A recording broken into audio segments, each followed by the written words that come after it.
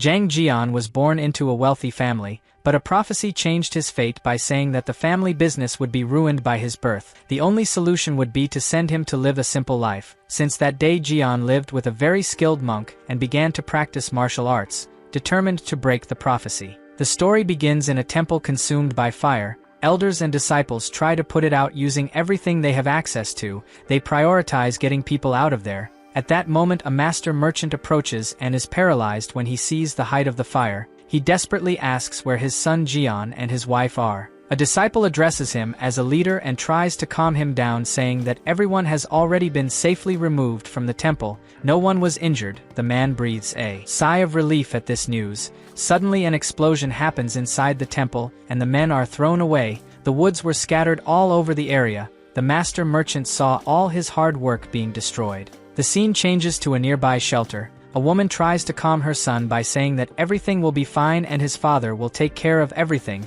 This boy is our protagonist, Jang Jian. He looks at his mother with tears in his eyes, while she continues to say that everything will be fine. The next day has arrived, and we can see that there is nothing left of the temple. That merchant receives a skilled monk at home, and they talk about yesterday's incident. This merchant is the father of the protagonist, and his name is Jang Doyan. In front of him, the monk Jumo says that he came here to say something very important. He remembers mentioning earlier that he has a small ability. Jang says that he remembers this conversation. The monk then feels comfortable talking about a prophecy he saw. He says that he has no good news related to the child's fortune. Jang asks if he is talking about his son Jian. The monk confirms that he is. The father asks, worried if something bad will happen to him. Jumo replies that not exactly. Jang then questions if it is something bad related to the family business. Jumo takes a deep breath and the man shouts, asking him to be clearer. The monk says that it is nothing related to Jian's life. The merchant is a little more relieved. The monk goes straight to the point and tells him that the child's poor luck is slipping away.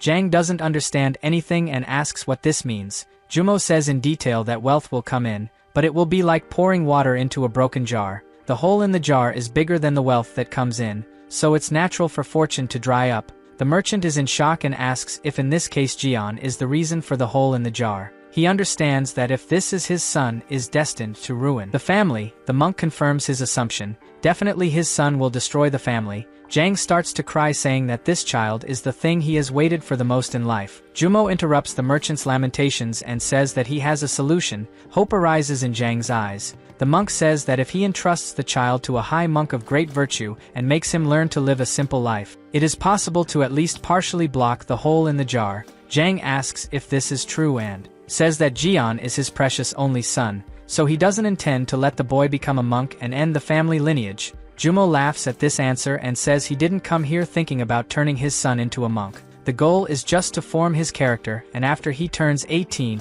he won't have any more problems. Jang asks if he's telling the truth. The monk replies yes and then jokes, saying that it is quite ironic for a monk to advise not to become a monk. The merchant also laughs and says that it makes him relieved. Jumo clarifies that he knows a suitable place to entrust the child and can pick him up when the time comes. Jang replies that he is trusting him and thanks him. The monk says that there is no reason to thank him. All this is thanks to his kindness and they will always help him. After the conversation, the two recite some sutras. A few days pass and Jumo returns to the palace. The protagonist is held by disciples and dragged to the carriage, but he refuses to leave. The mother cries desperately, saying that Jian is only 8 years old. It is not fair that he grows away from her. Jang tries to convince his wife that he is the best for his son. Meanwhile, Jian continues to try to free himself from men. Jang explains to his wife that they have nothing to worry about because Master Jiang Mok personally agreed to taking care of the boy. This makes the mother even more worried because Elder Mok does not have a good reputation. His temper is enough to keep everyone away.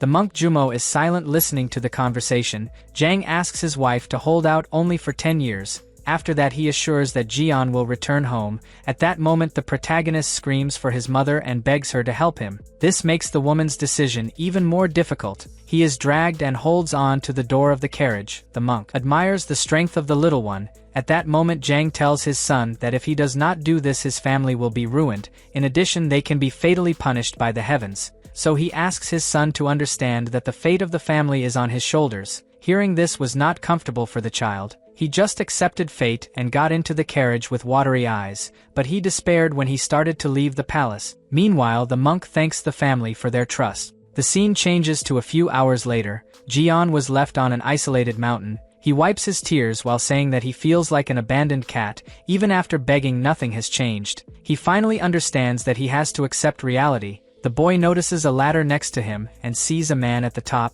Jian looks at the man and says that the reality is that he will now have to live with that skinny old monk for the next 10 years. A few minutes later, the two greeted each other and Jian sat while his master took care of the garden. The boy didn't seem happy as he remembered his father's words about his fate being cursed, and that it would ruin the family. Jian feels guilty and tells himself that he doesn't want his family to be harmed. His biggest fear is that some divine punishment will fall on his parents and they will be murdered. Thinking about it, the boy says that he will be content to spend 10 years here with it. Monk Mock. He doesn't think it will be as bad as it seems. Meanwhile, the man continues to take care of his plants without paying attention to the child. On the other hand, Jian gets bored and says he needs to do something. He looks around and has an idea. The protagonist quickly grabs a broom and starts collecting the leaves on the ground. The monk Mock asks why he is sweeping the leaves when they will accumulate again. Jian replies that he is doing it because he felt like it. The man then replies that it won't work. There's no point in trying to impress because he won't teach martial arts.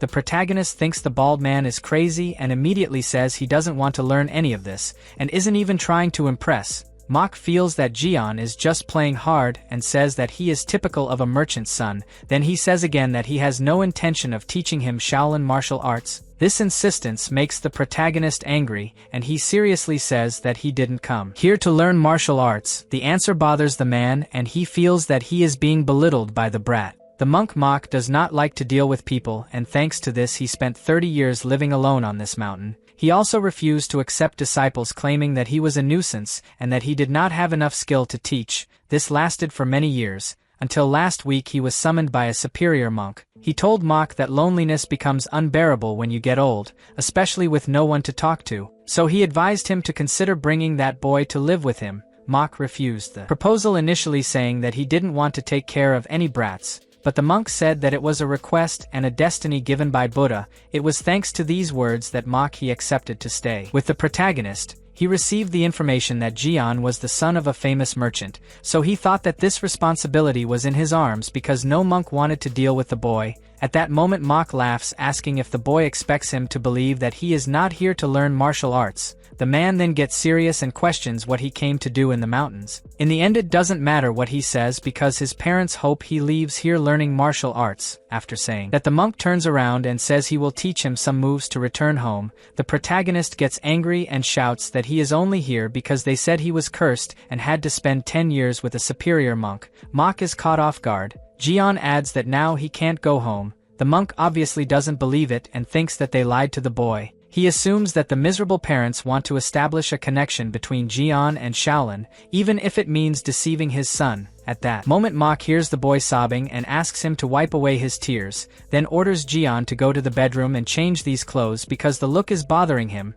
The protagonist asks what the problem is. Mock replies that the flashy clothes are an obstacle in the mountains. The protagonist says that it was his mother who chose these because they were the simplest. The monk tells him to stop arguing and go change. Minutes later, we see a table with leaves and some grains. Jian has already changed his clothes and asked if this is the food. Mock replies yes. In temples, the rule is to avoid the use of fire. Eating food touched by fire can make the person's temper become violent, and a monk would not be able to maintain discipline if he got angry frequently. The protagonist looks at the food without believing that he will have to eat something raw. On top of that, these clothes are so rough that they bother even standing still. At that moment, Mock says it's time to eat. Jian asks why he gets angry so often if he eats this food every day. The monk replies that he didn't feel angry today and asks where he got it from. The protagonist soon replies that he heard his curses at him. This makes Jian believe that the monk is so hateful that he is giving him this inedible food. Mock is annoyed that his meal is being called inedible. This is the first time anyone has the courage to treat him like this. The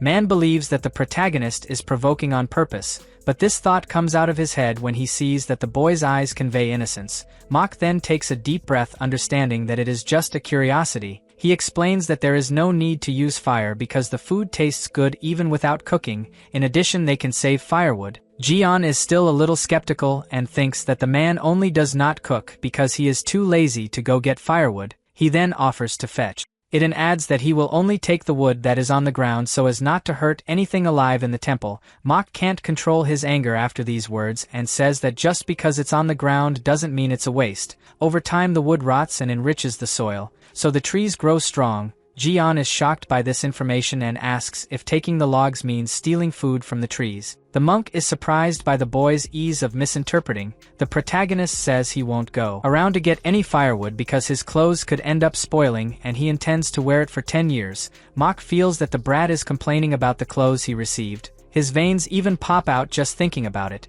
but he takes a deep breath and asks Jian to eat. The boy obeys and asks if he can take more. The monk denies, saying that if he eats too much he will be lazy, and laziness is a spiritual sin. Night has come and it seems that the food did not do much good for the boy. He ran into the forest and could not hold back. The noise ends up waking up the monk and he realizes that Jian is putting it all out. Mok deduces that it's a result of never having raw food. A few days later the protagonist lies down totally bewildered. He says that 2 weeks have passed and he can't control his physiological needs after eating that food. Jian wonders if he should look for some fruit on the mountain. Suddenly the monk appears and asks if he has been hiding around. The protagonist is frightened by the sudden appearance. The man notices some bruises on his hand and says that he may end up tearing his clothes while wandering through the mountains carelessly. In addition, his shoes are already starting to wear out. Jian confesses that he left because he was too hungry. Mok replies that he is only hungry because he walks around, but the protagonist believes that it is because the portions are too small. The man disagrees.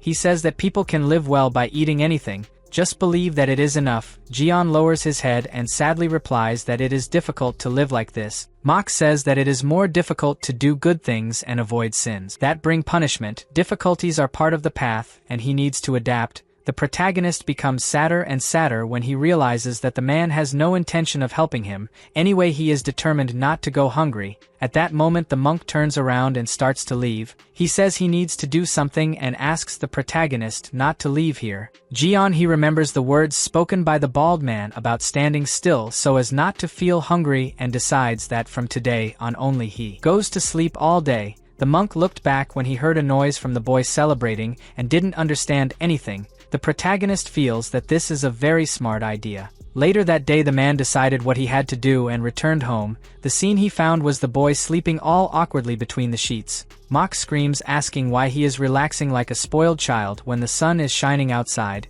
This scream was enough to make the protagonist wake up scared. He immediately defends himself by saying that it was Mok who told him not to move unnecessarily. That's why he's trying to sleep. The monk takes a deep breath and says that laziness and not walking unnecessarily are two different things. Eating and sleeping all day makes him an animal wasting food. The protagonist didn't like the comparison. Mok turns around annoyed and leaves the place. The boy doesn't understand anything and wonders what he should do. A few minutes later the monk prepares to meditate. The protagonist begins to spy from inside the room and pays attention to every detail. He wonders if Mok is reciting sutras like the other monks, then puts on his shoe and decides to see it for himself. He approaches and asks if Mok doesn't normally ring a wooden bell and reads a book aloud while reciting sutras. The man replies that he has no reason to make too much noise when one is deep in the mountains, so he reads with his eyes and beats the wooden bell with his heart. That's why it's so quiet. Jian is surprised and confesses that he finds it strange when there was no noise.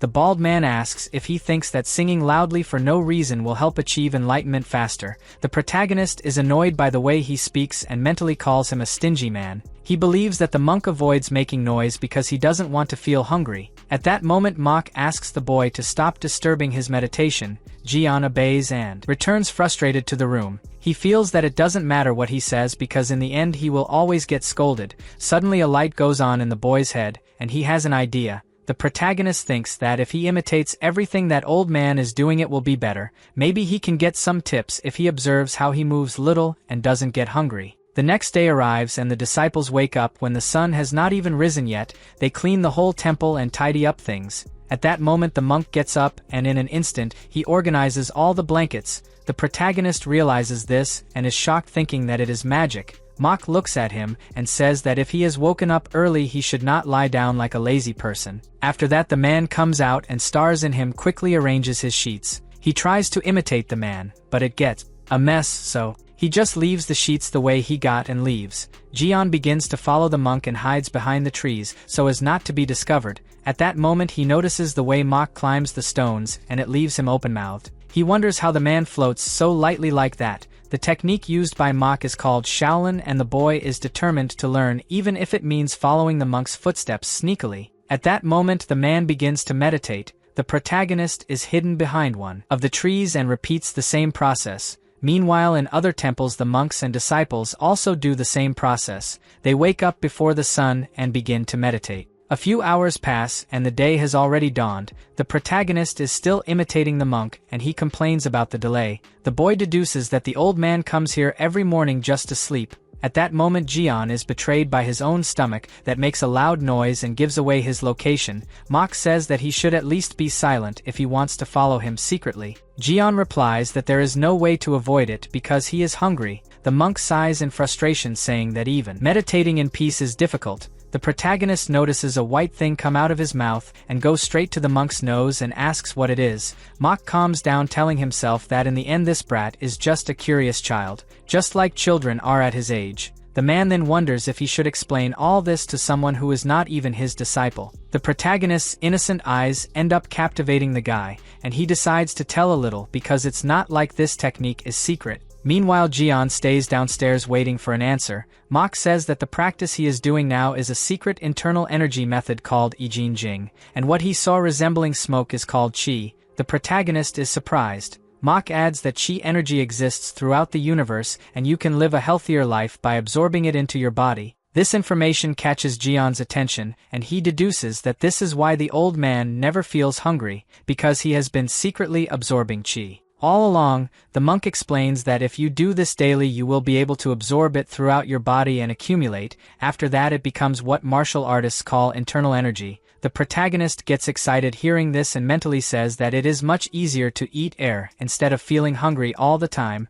so he decides that he has to secretly learn how to absorb Qi like the monk does. At that moment Mok gives him the green light to stay by his side while he does the training. But the only thing he asks is that the boy does not interfere. Jian agrees and goes back to the back of the tree. The man looks at him and has doubts if the boy gave up. The guy says to himself that he would definitely teach a Taoist technique if Jian asks something more, but it seems that he is satisfied. The monk then goes back to his training while the protagonist tries to learn how to absorb Qi. A while later the sun starts to get stronger and the monk understands that it is enough for today. He gets up and sees that the protagonist is still there. Mok is surprised to see that Jian has perfectly executed the lotus position. It is a difficult position even for novice monks and they usually cannot stay for half an hour, but the protagonist is like this for 2 hours, which is impressive. He observes how the boy is concentrated. Minutes later they walk towards the house. The protagonist can barely walk and complains that his legs are hurting.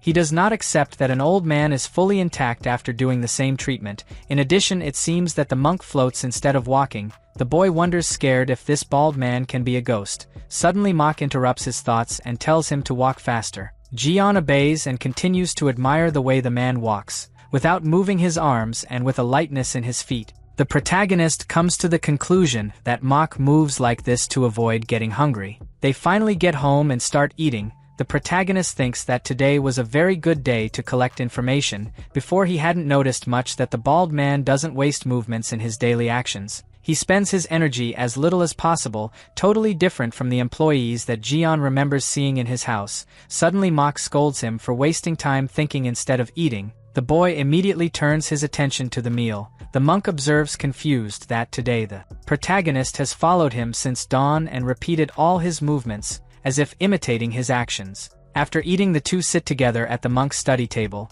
Jian feels that the atmosphere has become tense and wonders what the old man is thinking. At this moment Mok says that the book that the boy took is basically about teachings and duties for monks. It is difficult for an 8-year-old child to read alone. Jian agrees that the scripture is too difficult for him. The monk replies that he has no need to make an effort because he is not even a disciple of Buddha, so he has no obligation to learn. Jian replies that he understands. Mok admires the way the boy always answers, clearly and precisely. He thinks he may have to buy something from the brat's age, at least for him to feel more included. Soon the monk shakes his head negatively and wonders why he would do this for this child. After all, at some point he will get tired and give up reading. At that moment Jian gets up and looks for another book on the shelf, still complaining that his legs are numb. At least now he doesn't feel so hungry. Suddenly he hears a noise outside the house and asks what the old man is doing. Mok does his daily exercise and Jian repeats the movements. The guy looks scared, wondering if this brat intends to imitate him all day because he has nothing else to do. Mok decides to make it difficult to see how far he can go. Jian loses his balance a few times because the master's movements are slow, and on the first attempt he falls to the ground. Mok smiles satisfied. He already expected the boy to fail because it is useless if he just copies this training without any base. The man continues the movements while Jian stays on the ground. He says that he must study yijinting before to be able to perform the training properly. The protagonist gets up irritated and questions if the man didn't say that it wasn't good to move unnecessarily to avoid hunger. Mok replies that this training is to keep the body healthy. It helps in the circulation of energy. The protagonist complains about not being able to keep up because he does it too slowly. The monk admires Jian's determination, but remains determined not to teach him Shaolin martial arts. He explains that there is a reason to move slowly. It is to concentrate the mind and observe one's own body. The slower you move, the more clearly you can see what is happening inside your body. Jian asks if it is really possible to see inside your body.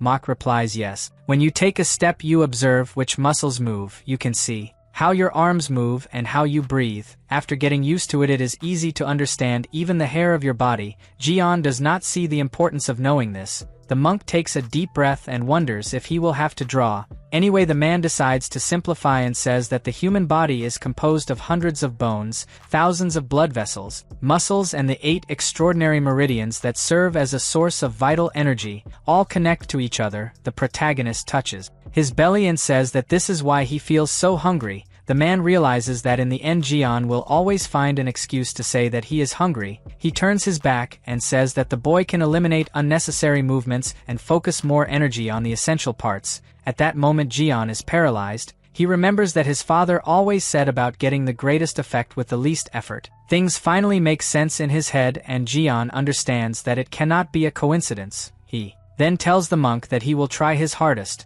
which leaves the man completely surprised, and he says that if the protagonist continues like this, he may even secretly teach him some martial arts moves before sending him away. The scene changes to the main hall of the Shaolin Temple. An elder checks the notebook and says it's strange. There is little food left compared to last year. Another man agrees with him and closes the door to the warehouse. He says he has heard rumors about an increase in the number of pilgrims visiting this summer. Even so, the number of food received was few. Donations from some disciples outside the temple are missing, but he fears that it will not be enough. Everyone seems to be going through difficult circumstances. Expenses have also increased more than usual in other areas. The man adds that it is worrying and probably the next year will be difficult for everyone. The elders comment that they have never experienced anything like this. It is as if wealth is leaking from a broken jar. Winter arrives. Even with the heavy snow, the monk Mok follows his routine. The protagonist wraps himself completely in the blankets while complaining about the cold. He remembers how his house was always well heated, but here the monk denies any access to the fire. Even so, the protagonist preferred not to say anything to the man. The monk was even surprised because he expected Jian to ask to go to the temple, but he didn't say a word. Mok understands that he can't let the situation continue, because the boy could end up passing away from frozen, since his body is not prepared to withstand this temperature. His reputation would be much worse if he let the son of a famous merchant pass away. Then the monk decides to check if the oven is still working. Meanwhile, the protagonist keeps repeating to himself that he won't be a burden to his mother. A little later the fireplace is turned on and the boy is warmed up. Mok complains silently that the chief monk left a child in his care, even though he knows he hates dealing with people. At that moment he puts the wet towel on Jian's forehead while the boy is sick. Mok says it's very strange. The cough keeps getting worse even with the room hot and the fever hasn't subsided. The monk thinks about whether he should go to the main hall to get some medicine, but people may ask why he didn't take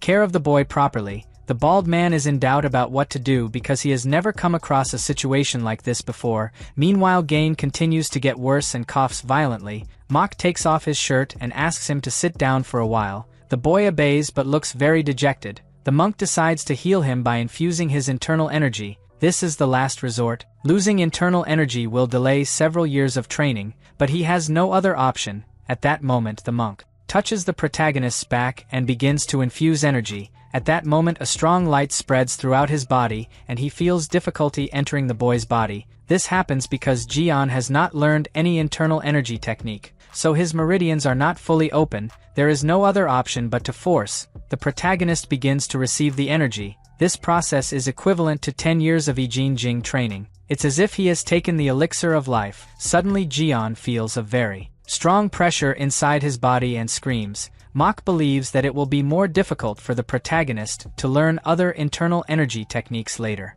A few hours pass, the protagonist rests on the bed while being watched by the monk. Fortunately it was a success and now the boy will only have to recover. Mach says that at the very least this brat will not get sick for decades. Even if he is seriously injured he will recover much faster than the others, but the man regrets having lost 10 years of training. He decides to take it as if he had saved a poor soul. Mach checks on the boy and feels a little guilty for having neglected him. In addition to getting sick, the boy became much thinner than expected. When he got here he looked much healthier. Mach takes a deep breath thinking he made a lot of mistakes. He always believed that he should keep as much distance as possible from people, but now he is feeling sorry, a feeling that had been excluded from his life many years ago. Your disciple. At this moment Mach is positioned to begin his meditation and thinks that perhaps understanding the suffering of others will help him to eliminate his own attachments. He may even find the path of wisdom that Buddha spoke of. 3 days later the snow decreases considerably. Mach asks if Jian has finally woken up.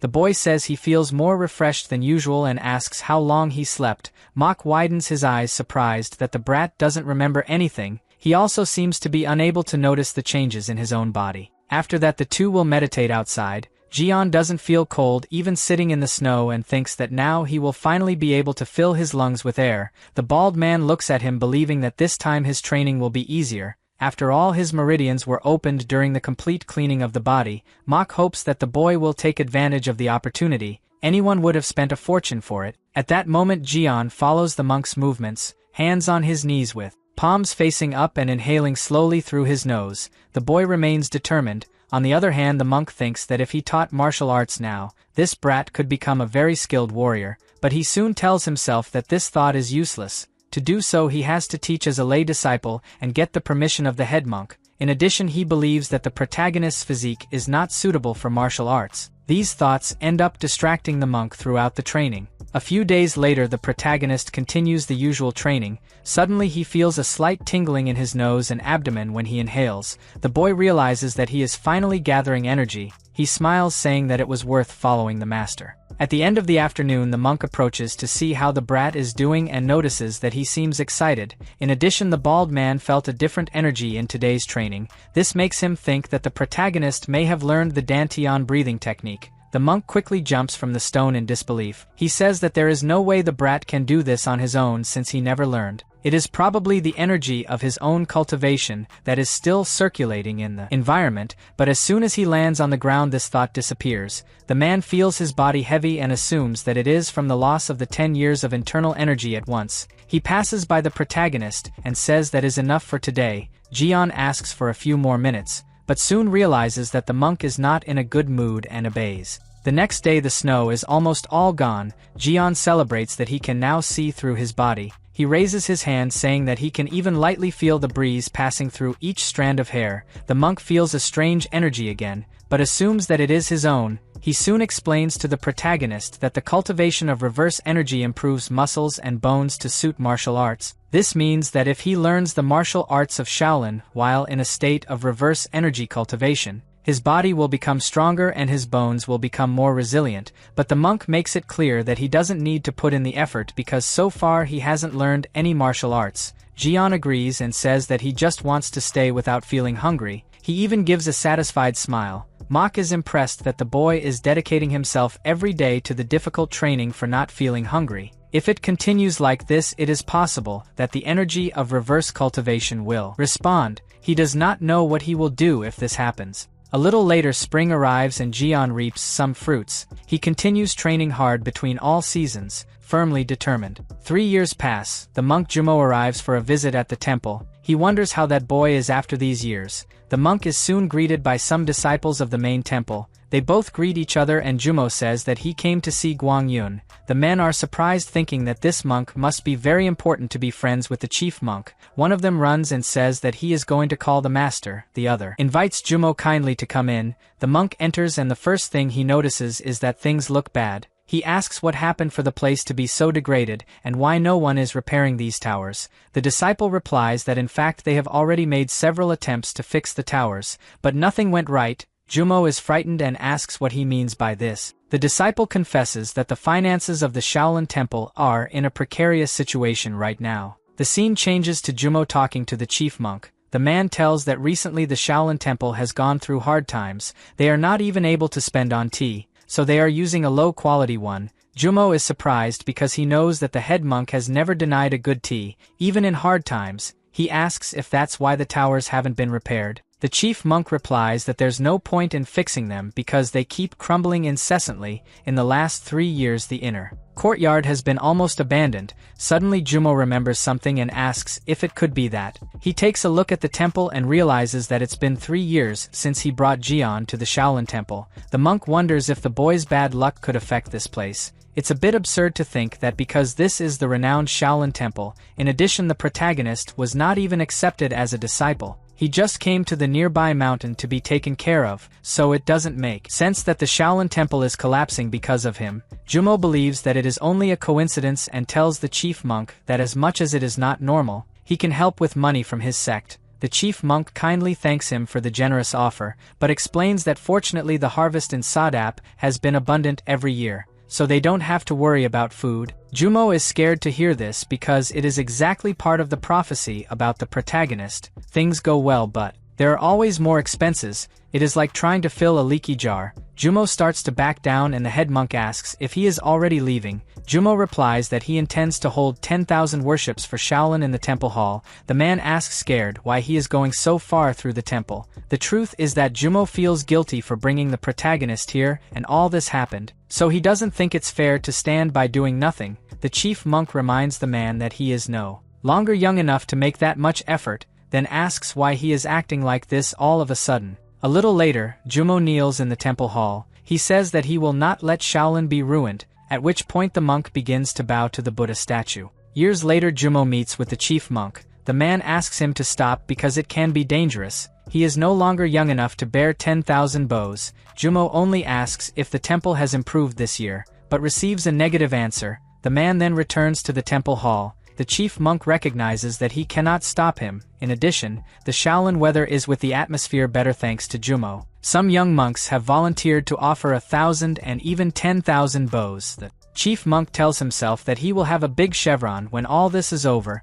then turns to his disciples and says that they need to work hard so that Jumo doesn't come next year. The scene changes to the protagonist, who is 15 years old. Mok asks unsatisfied what is this. Jian replies that it is breakfast. The monk looks carefully at the leaves and grains on the table. He finds everything very organized and soon questions what the leaves are. Jian replies that it is amaranth. Mok finally finds a defect and asks why they are cut like this. Jian says it's because he found it more beautiful. In addition, he removed the inedible parts and the ones that the insects ate. That's why this shape. Mok takes a deep breath and confesses that the boy is talented. He even lined up the grains of rice one by one. Then the monk complains that his indigestion lately is because he can't taste the food when it's perfectly prepared. That's the best way to complain and praise at the same time. The protagonist refuted the man's answer by saying that it was he himself who said that the food should be well organized to look natural. The monk doesn't like to have his words used against himself. It seems that this boy is growing smarter and smarter. He then tells the protagonist that it's better to eat because he doesn't feel like arguing with a brat today. Jian gives a satisfied smile and says to enjoy the meal. A little later, the mock monk walks around outside the house for a while and looks up feeling a tense atmosphere. He wonders if it's due to Shaolin's financial problems, but comes to the conclusion that it has nothing to do with it. The man doesn't know what's going on lately, but he keeps having this strange and uncomfortable feeling that he can't identify. Every day this feeling returns and he doesn't know what it can be. Mok sighs and asks what the source of this frustration is. Meanwhile, Jian sneaks through the door and realizes that there is something bothering the bald man. A few minutes later the monk enters the house and finds everything extremely organized. This makes the man angry instead of happy. He looks carefully at every detail and says that this is the reason for his discomfort, that's why he feels so uncomfortable and frustrated. Mach thinks that the protagonist has an obsessive organization. This would prove why he has been acting stranger and stranger lately. In fact, in all the 7 years they lived together, he has never seen him relax. The boy is in fact determined. The scene changes to Mach taking care of his garden, while Jian collects all the leaves on the ground. He notices that the protagonist's movements are lighter and lighter. His shoulders hardly move and he is a little polished. In general there is no wasted movement. This leaves the monk surprised because even if he knew that Jian was trying to imitate his steps, he never thought that the boy would be so equal. In addition, the technique used can only be mastered by those who know how to control their inner energy. Suddenly the monk decides to stop everything he is doing and calls the protagonist. He remembers that in all these years he has not taught any martial art to Jian, but those who see this boy may think that he secretly learned Shaolin techniques. This would put Mach at risk. So he asks how Jian learned to take these steps. The protagonist seems a little surprised by the question and the next moment gives a smile saying that he finally realized he can now walk like his master. Mach is surprised to realize that Jian was able to learn martial arts just by copying what he did. He refuses to believe that it is true because until a while ago the protagonist was just a child who didn't even know what IQ was. The monk asks a new question about when it started. Jian says that until yesterday he couldn't do it very well, but he tried today and it just worked. He explains that he has been trying since Mach said that to avoid hunger you just don't waste energy on unnecessary things. During these years his head reflected on how he could achieve maximum results with minimum effort. The monk is frightened by this answer and believes that even with effort it should be impossible to learn, so he asks if Jian really thought he moved minimally to avoid hunger. The boy asks surprised if that wasn't it. Mach looks at him with a silly face and then asks for his hand. Jian obeys and wonders what the guy is trying to find out. The monk checks the protagonist's meridians and discovers that he has internal energy. Not only that, it's like the kid has at least 20 years of internal energy. Mach is impressed because he never taught him any breathing techniques and he never had time to secretly train. It doesn't make sense that he has accumulated so much inner energy. He decides to better understand how this happened and asks how Jian has been breathing every morning. The protagonist makes the movement of inhaling and exhaling,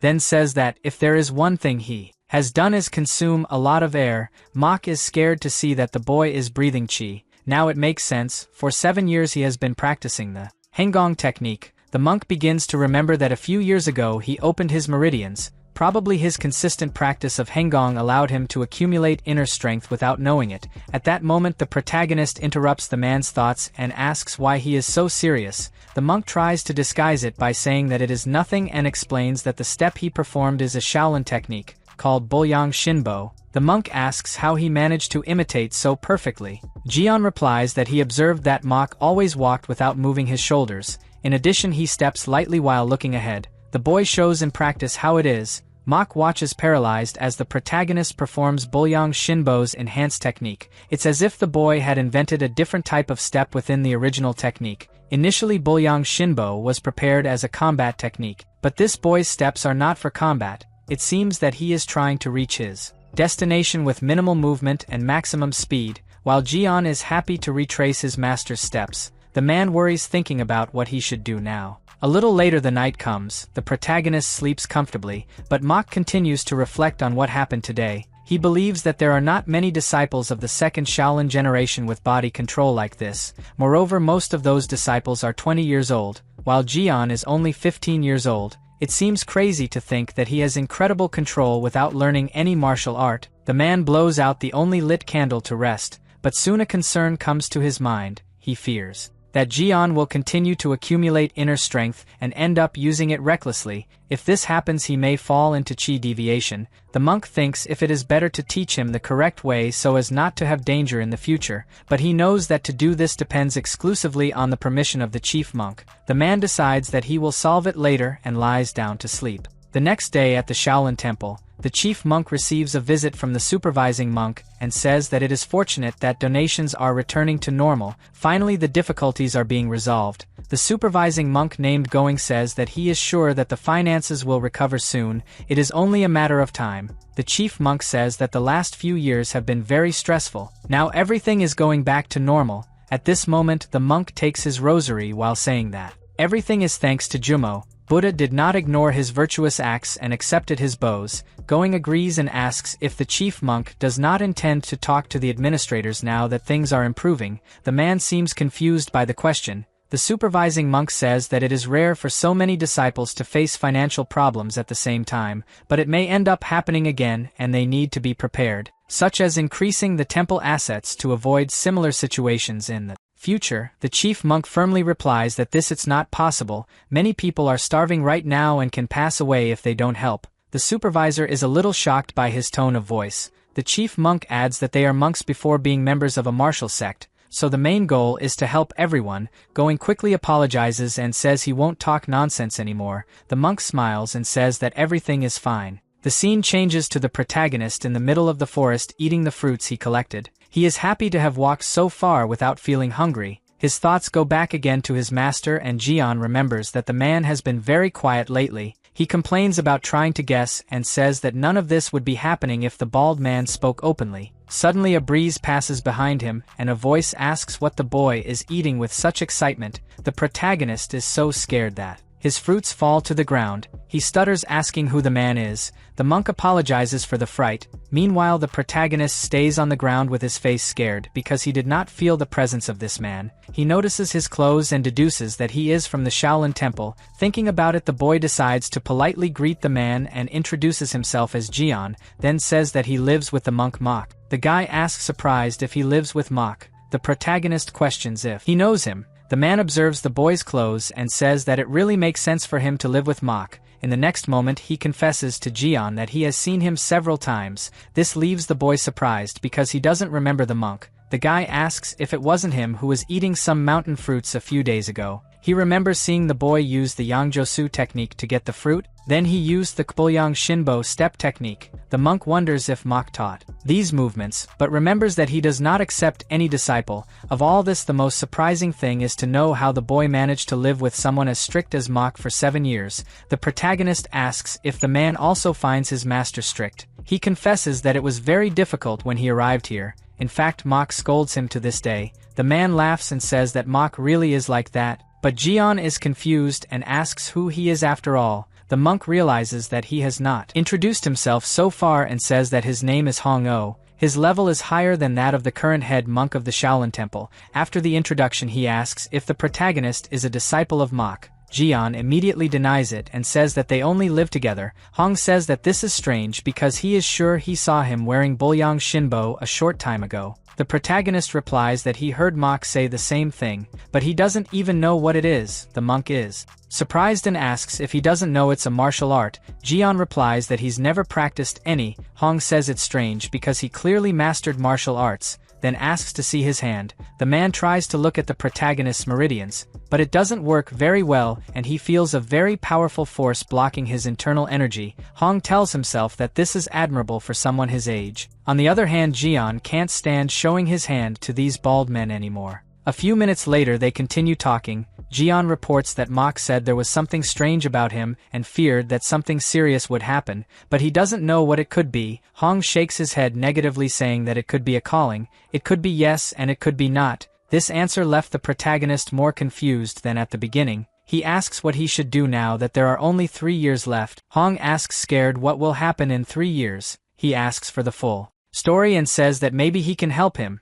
Jian feels safe and tells him that he has been away from his family for almost 10 years thanks to his bad fate. It all started when he was 8 years old. Half an hour after the protagonist finishes his story, Hong is paralyzed realizing that this 15-year-old boy learned martial arts only by imitating Mok. He believes that Jian is a truly rare talent. If he learned some simple martial arts techniques, he would definitely be hailed as a rising star. At that moment Hong says that the head monk's vision of handing him over to Mok was really amazing. The protagonist soon asks what he should do now that there are only 3 years left. Hong asks him to calm down because there is nothing worse than living with an evil guy like Mok for 7 years. The monk adds that worry sickens the body and Buddha will not abandon the merit he has accumulated so far. Jian confusedly replies that he has not accumulated any merit. Hong thinks about it and wonders what he should do. He then asks the protagonist not to talk about his visit to the monk Mok. Jian replies that he cannot lie to his master. The monk says it's not a lie and adds that it's just to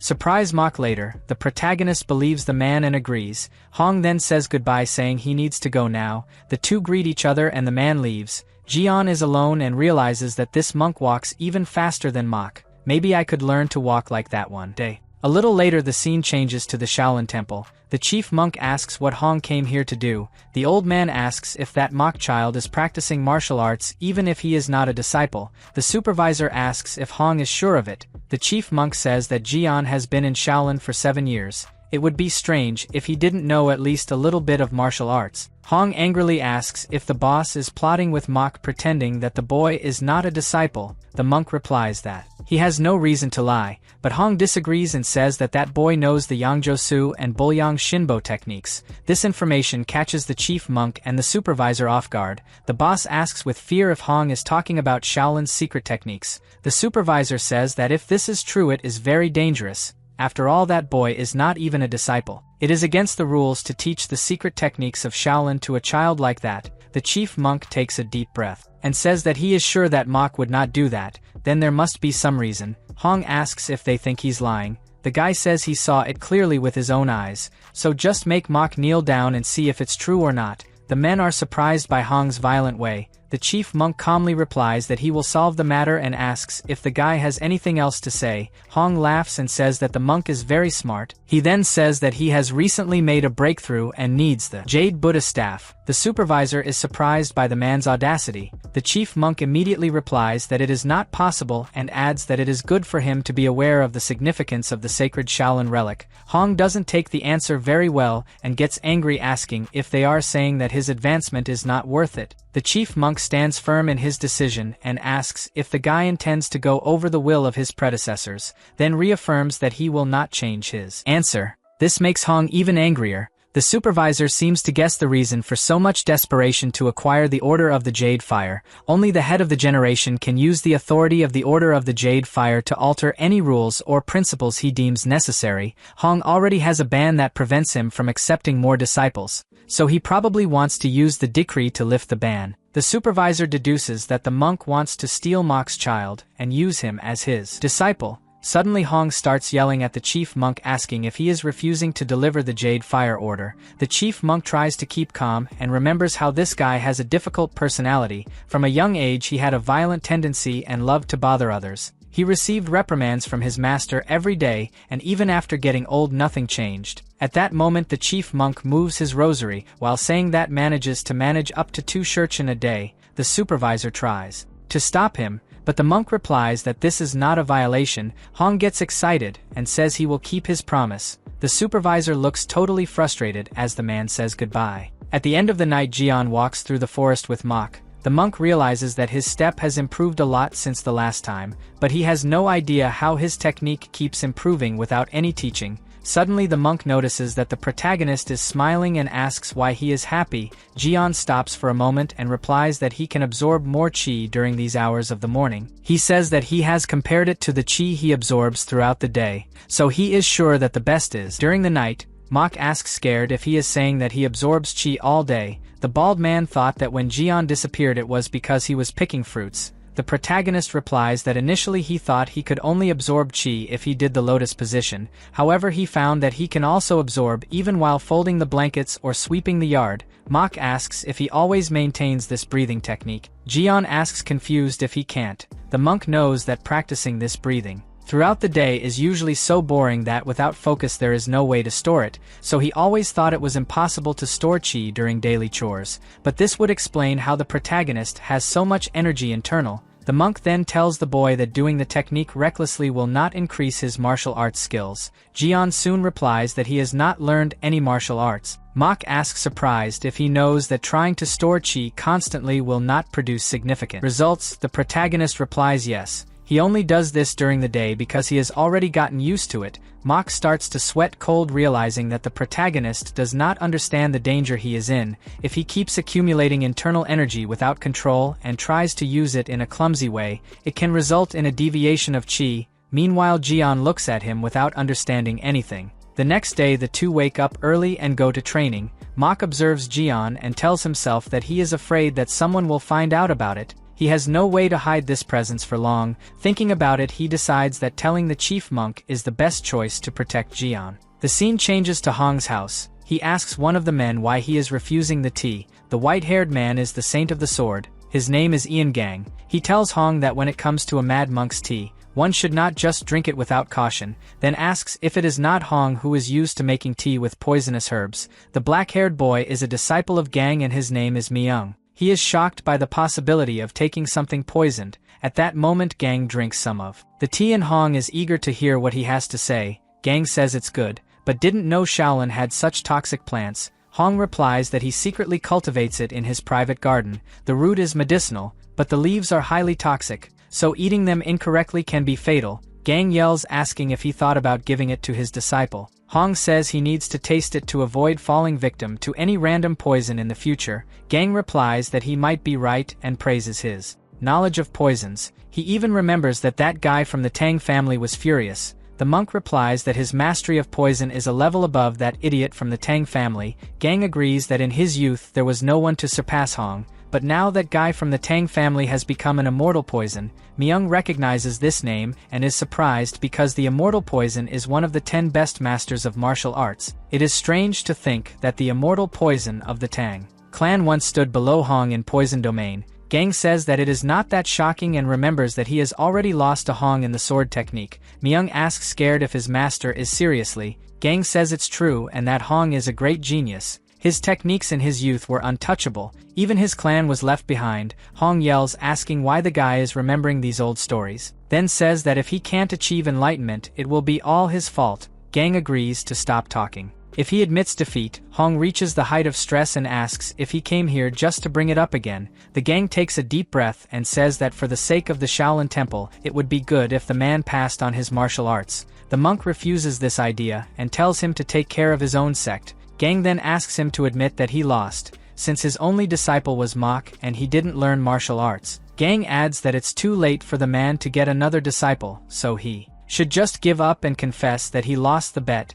Myung silently observes the discussion and comes to the conclusion that this bet was part of the internal conflict of the two masters. This is because they had many different opinions about martial arts, and to solve the problem they created disciples. So they bet that the result among the students would decide who was right. At that moment Hong says that everything would have been different if Mach was not so stubborn. Anyway, the man is not willing to accept defeat and asks Gang to wait a few more years. Gang feels hope when he hears this and asks if Hong has found any promising students to continue his legacy. The monk just replies for him to wait a few years. The guy starts joking, saying that he hopes to be alive when this child can surprise them. Hong replies with fire in his eyes that he just needs to stay alive for 5 more years. This statement left both the master and his disciple surprised. Gang realizes that this guy is looking to get into trouble again. The scene changes to Mach at his house. He becomes thoughtful after receiving one of the chief monk's disciples at his home. The man asked him to go to the temple and take the child.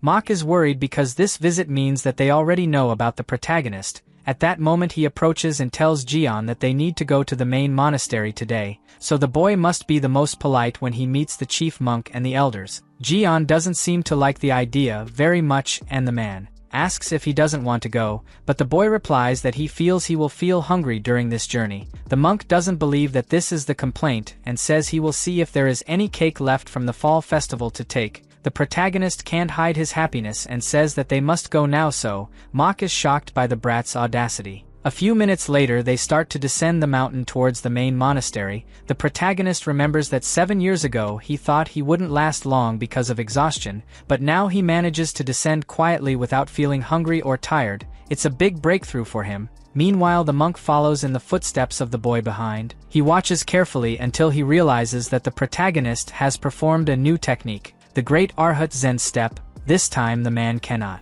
understand how Jian learned it because it is a technique he has never shown. These thoughts irritate the bald man, and he blames the chief monk for having chosen him to take care of this child. The scene changes to a few minutes later, with the two entering the main monastery. Jian finds everything very beautiful and organized. Mok motions for him to be quiet and says that inside the temple he can't make noise even when walking. The protagonist said he doesn't have to worry, and the man complains that this brat always has an answer on the tip of his tongue. Jian stops talking when he notices someone coming. At that moment, two monks approach and ask the reason for the unexpected visit. Mok asks if he needs any reason to come here and replies that he came to see the chief monk. The men start to sweat cold, and one of them replies that he understood perfectly. The protagonist notices the monk stuttering and realizes that everyone really thinks Mok intimidating. Suddenly he catches his attention and tells the brat to be faster. Jian gets a fright and starts following him. They both arrive at the cafeteria and meet with the chef. Mok is surprised that Gryo is still in charge of the cafeteria. The guy replies that he gets restless if he is not working. As they talk, the protagonist stares at the cafeteria wondering if this is where all the food in the Shaolin Temple is done. Gryo soon notices the boy and asks if the monk has accepted a disciple. Mok asks if the guy can't see this boy's hair. It's obvious that he's not a disciple, just a child who is in his care. The guy gives a smile and greets the protagonist. Jian also responds happily. Mok asks Gryo to take care of the boy and serve some cakes while he goes to talk to the head monk. Jian and Gryo like the idea, so Mok says goodbye to the two and starts to leave. The chef asks the protagonist to wait a while he goes to get him a candy. The boy is obviously happy and thanked. The next moment the chef comes back with 3 moon cakes. The protagonist looks at that dessert as if he were in heaven. His eyes shine, and he says that it looks much more beautiful than those in his house. Jian even cries with happiness and prepares to eat. At the first bite he feels that he is in paradise, and that he has found true joy.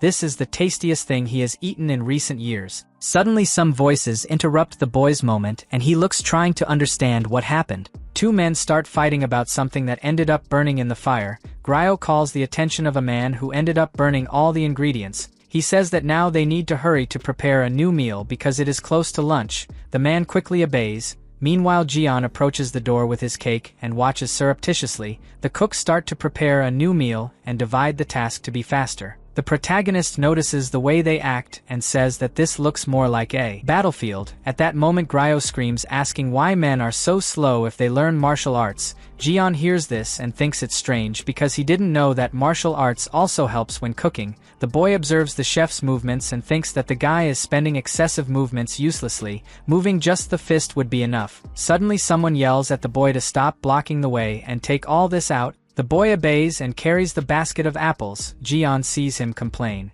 that he won't be able to peel all this by himself before mealtime, so feeling bored he decides to help him pass the time, but the child refuses, saying that this is his job. Jian says that he is very good at peeling apples, and in addition he will be sorry if he can't finish it on time. The boy asks surprised if he really wants to help, and the protagonist smiles. Some time later the two start the work. As we can see, the protagonist lied when he said he was good at peeling apples. The boy tries to teach by saying that it is necessary to peel the skin very thin, otherwise the chief monk will scold him. Jian feels bad for not being able to cut a simple apple. The boy says that the fault may be the wooden knife. The protagonist thinks about it and asks if he can't use a steel knife. The boy replies that the chief monk thinks he's too young to use a metal knife. He sighs tiredly and says that today he will be scolded. At that moment Jian looks confidently at the apple as if it were his biggest enemy and says he'll solve it. After all, it shouldn't be that difficult. The scene changes to the chief monk saying goodbye to the gang. He notices the disciple Myung and feels that he has the potential to be the new star in the martial world.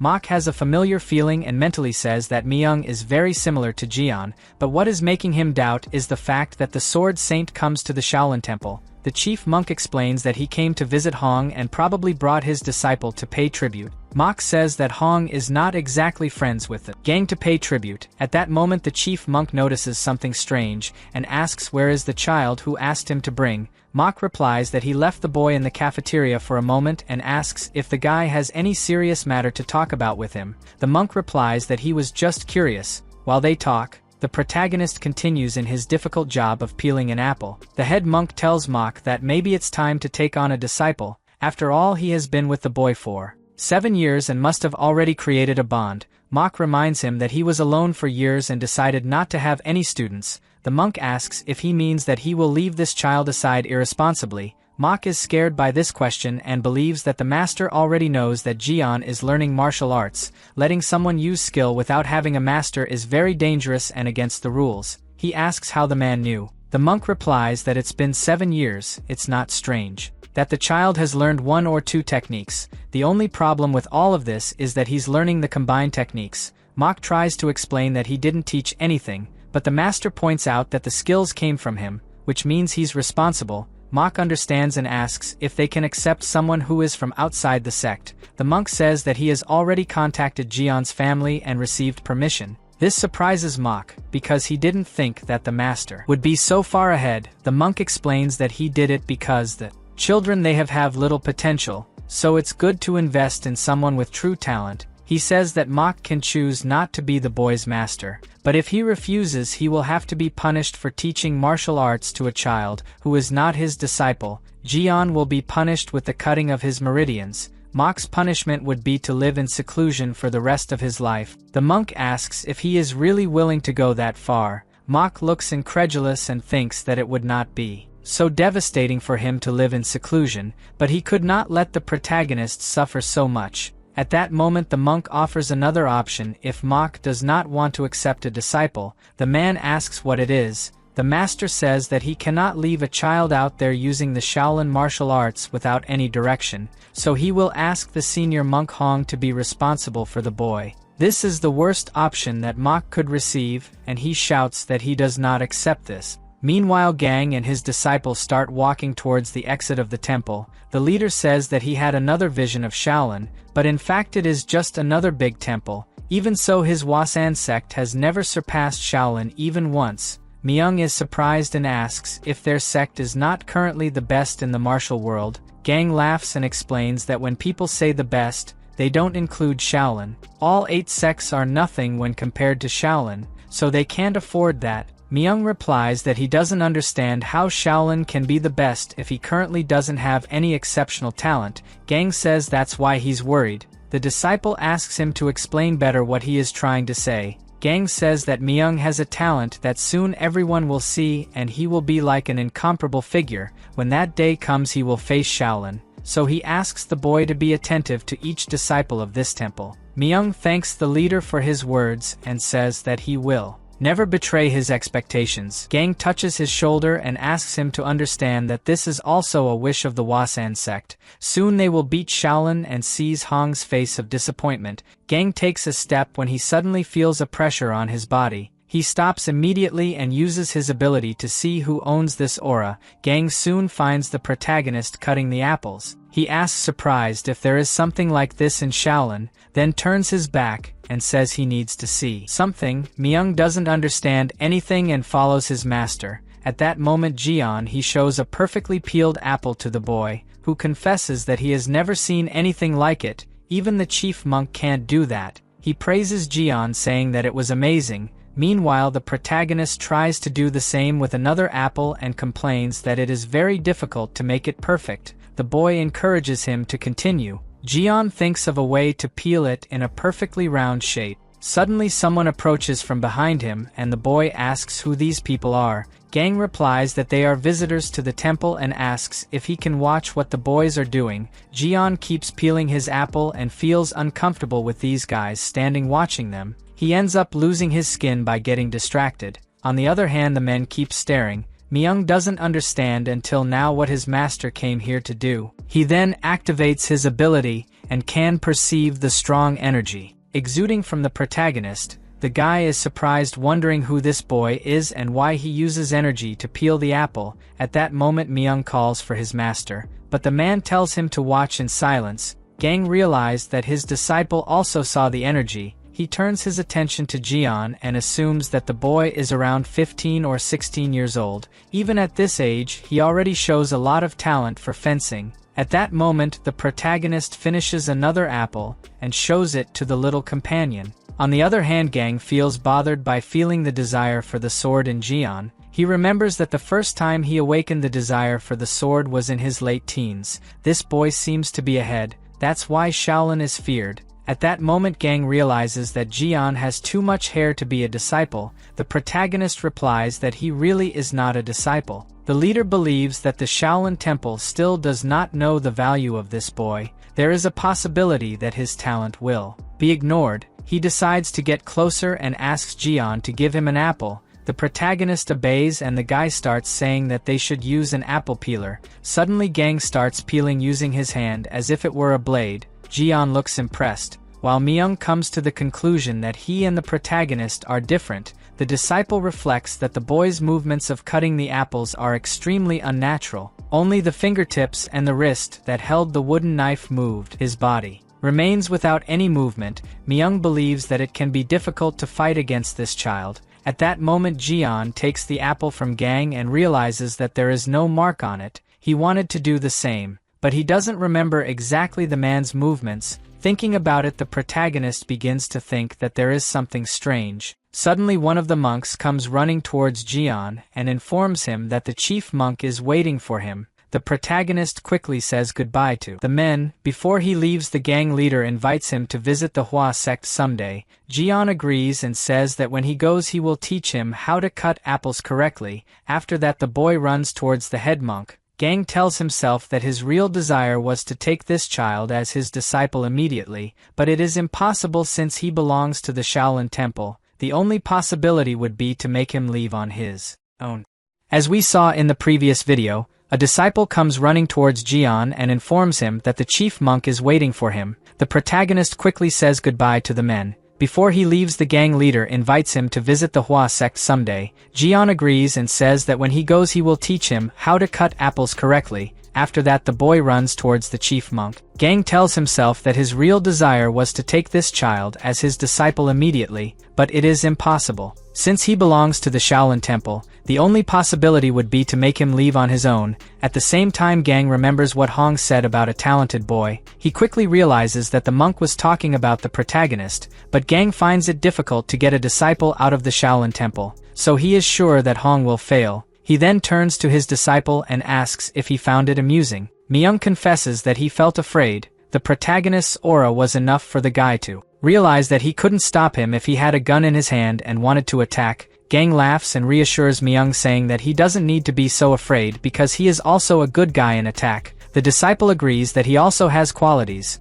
After that the guys leave the temple and Gang is convinced that from today he needs to improve his skills for the next mission. He knows that Hong will insist on recruiting Jian, so you have to prepare Myung in advance for a probable confrontation. The scene shifts to the head monk's room. The conversation ends up getting intense, and a fight between the monk Mok and the monk Hong is about to happen. Jian avoids eye contact as the monks look at each other angrily. Hong punches the table and accuses the protagonist's master of not wanting to take responsibility. Mok asks where he wants to go. Hong replies that Mok always uses the excuse of not wanting to accept any disciple because of him, but the truth is that he has no ability to teach anyone. The confusion continues to happen while the protagonist and the chief monk listen in silence. Mok relives the story about the monk Hong abandoning him when he was still his disciple and nowadays uses the excuse that he tried help him. Hong takes a deep breath and puts an end to the conversation of the past. He changes the subject and asks if Mok didn't realize that the sword master invited Jian to visit the Hua sect,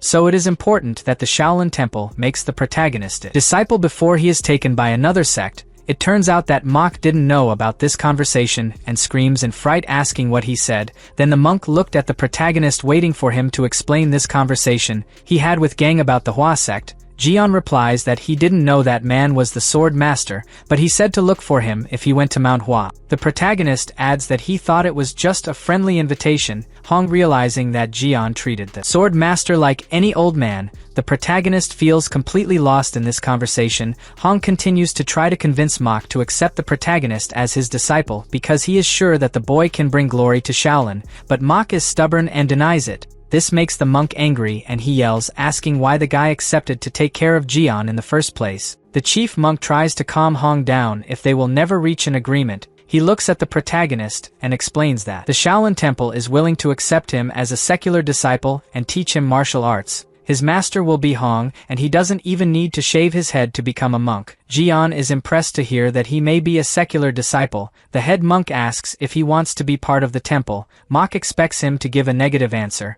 While Hong and the head monk expect something positive, the protagonist did not have a great desire for the world of martial arts. In fact, he just wanted to turn 18 and return to his family, so he is afraid of being stuck here to always accept being a disciple. The doubt is too big for the protagonist, and he also did not want to disappoint the monks. But the desire to return home is greater, and he denies the invitation to be part of the Shaolin Temple. The protagonist is sincere in explaining that he wants to return home in 3 years and does not feel like learning martial art. The fact that he does not want to learn martial arts scares the monks. Hong is annoyed that he declined the invitation and asks if the boy really thinks martial arts is for everyone. Jian replies that he doesn't think about being a monk. In fact, he just wants to work as a merchant like his father. Hong says he understands that he wants to return home, but his parents have already given him permission to stay at the temple. This information catches the protagonist off guard, and he yells that it's impossible. Jian doesn't understand why his parents would let him stay away more than 10 years.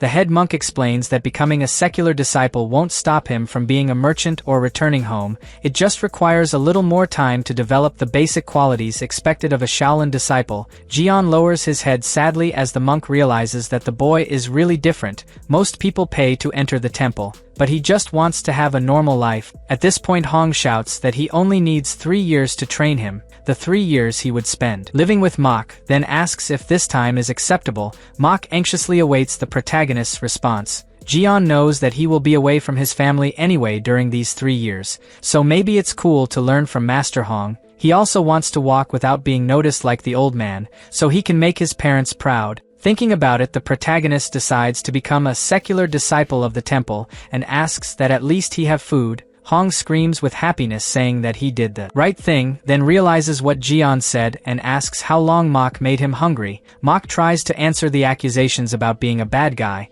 but Hong interrupts him, saying that now the boy will have food. Mok tries to say that it is a misunderstanding, and the head monk starts a prayer to control the chaos in that room. The protagonist tries to understand if he was the one who caused the new argument. He finds it funny the way his master tries to explain himself. For some reason, Jian feels very happy to be among these guys and thinks it will be cool to become a disciple. A little later, the meeting finally comes to an end. The chief monk asks Mok to understand and accept what is happening. He believes that Hong will take good care of the boy, and anyway the Shaolin Temple needs someone like Jian. The chief monk adds that this is not his order. In fact, it is a decision of the abbot. Mok is shocked to hear this and realizes that now there will be no way to prevent Jian from becoming a disciple. After all, going against the decision of the superior among the monks will never be a healthy choice. Yet Mok feels uncomfortable in the presence of his former master. He just hopes that nothing bad happens to Jian and the boy doesn't look like him. Meanwhile, at the palace, the protagonist's parents receive the news that he will become a disciple of the Shaolin Temple. Zhang tells his wife that their son will learn the martial arts of the most famous temple.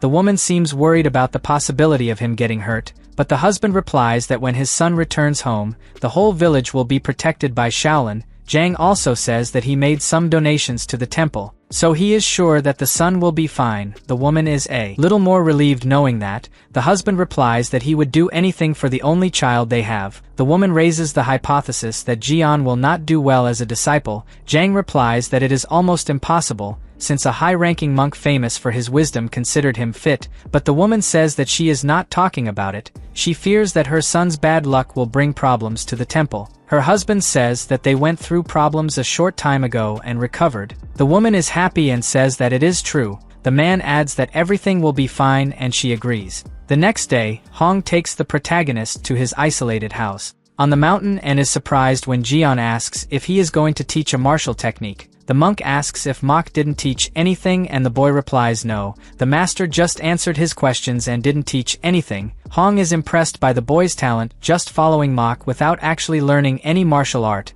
Now he is willing to train him, and before decides to ask him some questions. First he asks if the protagonist has ever heard about bloodthirsty points or internal strength cultivation techniques. Jian answers no to the two questions. The monk then asks if he knows meridians or chi flow, but Jian says he doesn't remember very well. Hong realizes that he will have a bit of work ahead. He thought that the protagonist knew the basics since he accumulated enough inner energy to execute the ascending step of the dragon hand and the shadow. The monk understands that he assumed wrong because the boy knows nothing about martial arts. but he is eager to make him a great martial artist and begins by explaining that martial arts are also related to training the physique. So first he goes to test some of his skills. Hong points to some buckets of water and asks Jian to lift them, holding them by the wood. The protagonist looks confused, and the monk says that new disciples usually start with this training when they enter the Shaolin temple. It will serve to test their balance. He hands the wood into Jian's hand and says that it will only be strange at first. The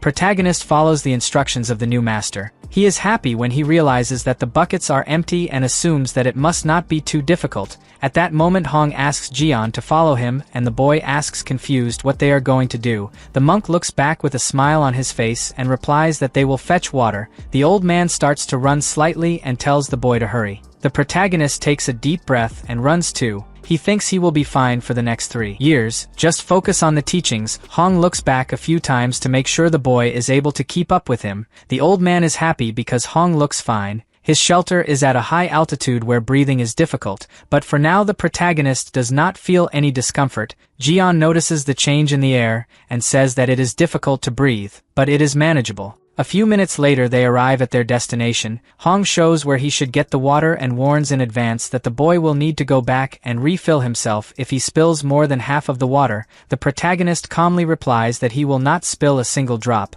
but the monk is sure it will be difficult. At first glance it may seem simple, but a newbie keeping his balance as the weight changes is not easy. Hong hopes he can't, because even new Shaolin disciples take at least 6 months to 3 years to get used to it. The protagonist fills the buckets and warns that he is ready to return, but as soon as he tries to run he ends up unbalancing the buckets. In addition, his shoulder hurts when he puts strength not to spill the water. Jian realizes that the buckets are quite heavy and the slightest chance will spill everything. He asks worriedly how he will get back with it before nightfall. Hong hid behind some rocks to laugh at the boy. Meanwhile, the protagonist continues to make his way calmly, focusing on the balance of the buckets. He notices along the road that if he moves his shoulders up or down the buckets sway, but the water does not spill as long as he keeps the center of his body firm with his shoulders and toes. At that moment Jian tries his strategy and jumps a few steps forward. The buckets remain intact without causing spills. The boy smiles happily that his plan worked. Now he increases the speed of his steps and moves forward quickly. Hong is open-mouthed as he thinks this is unbelievable. He realizes that Jian has mastered the techniques of moving quickly and stepping lightly.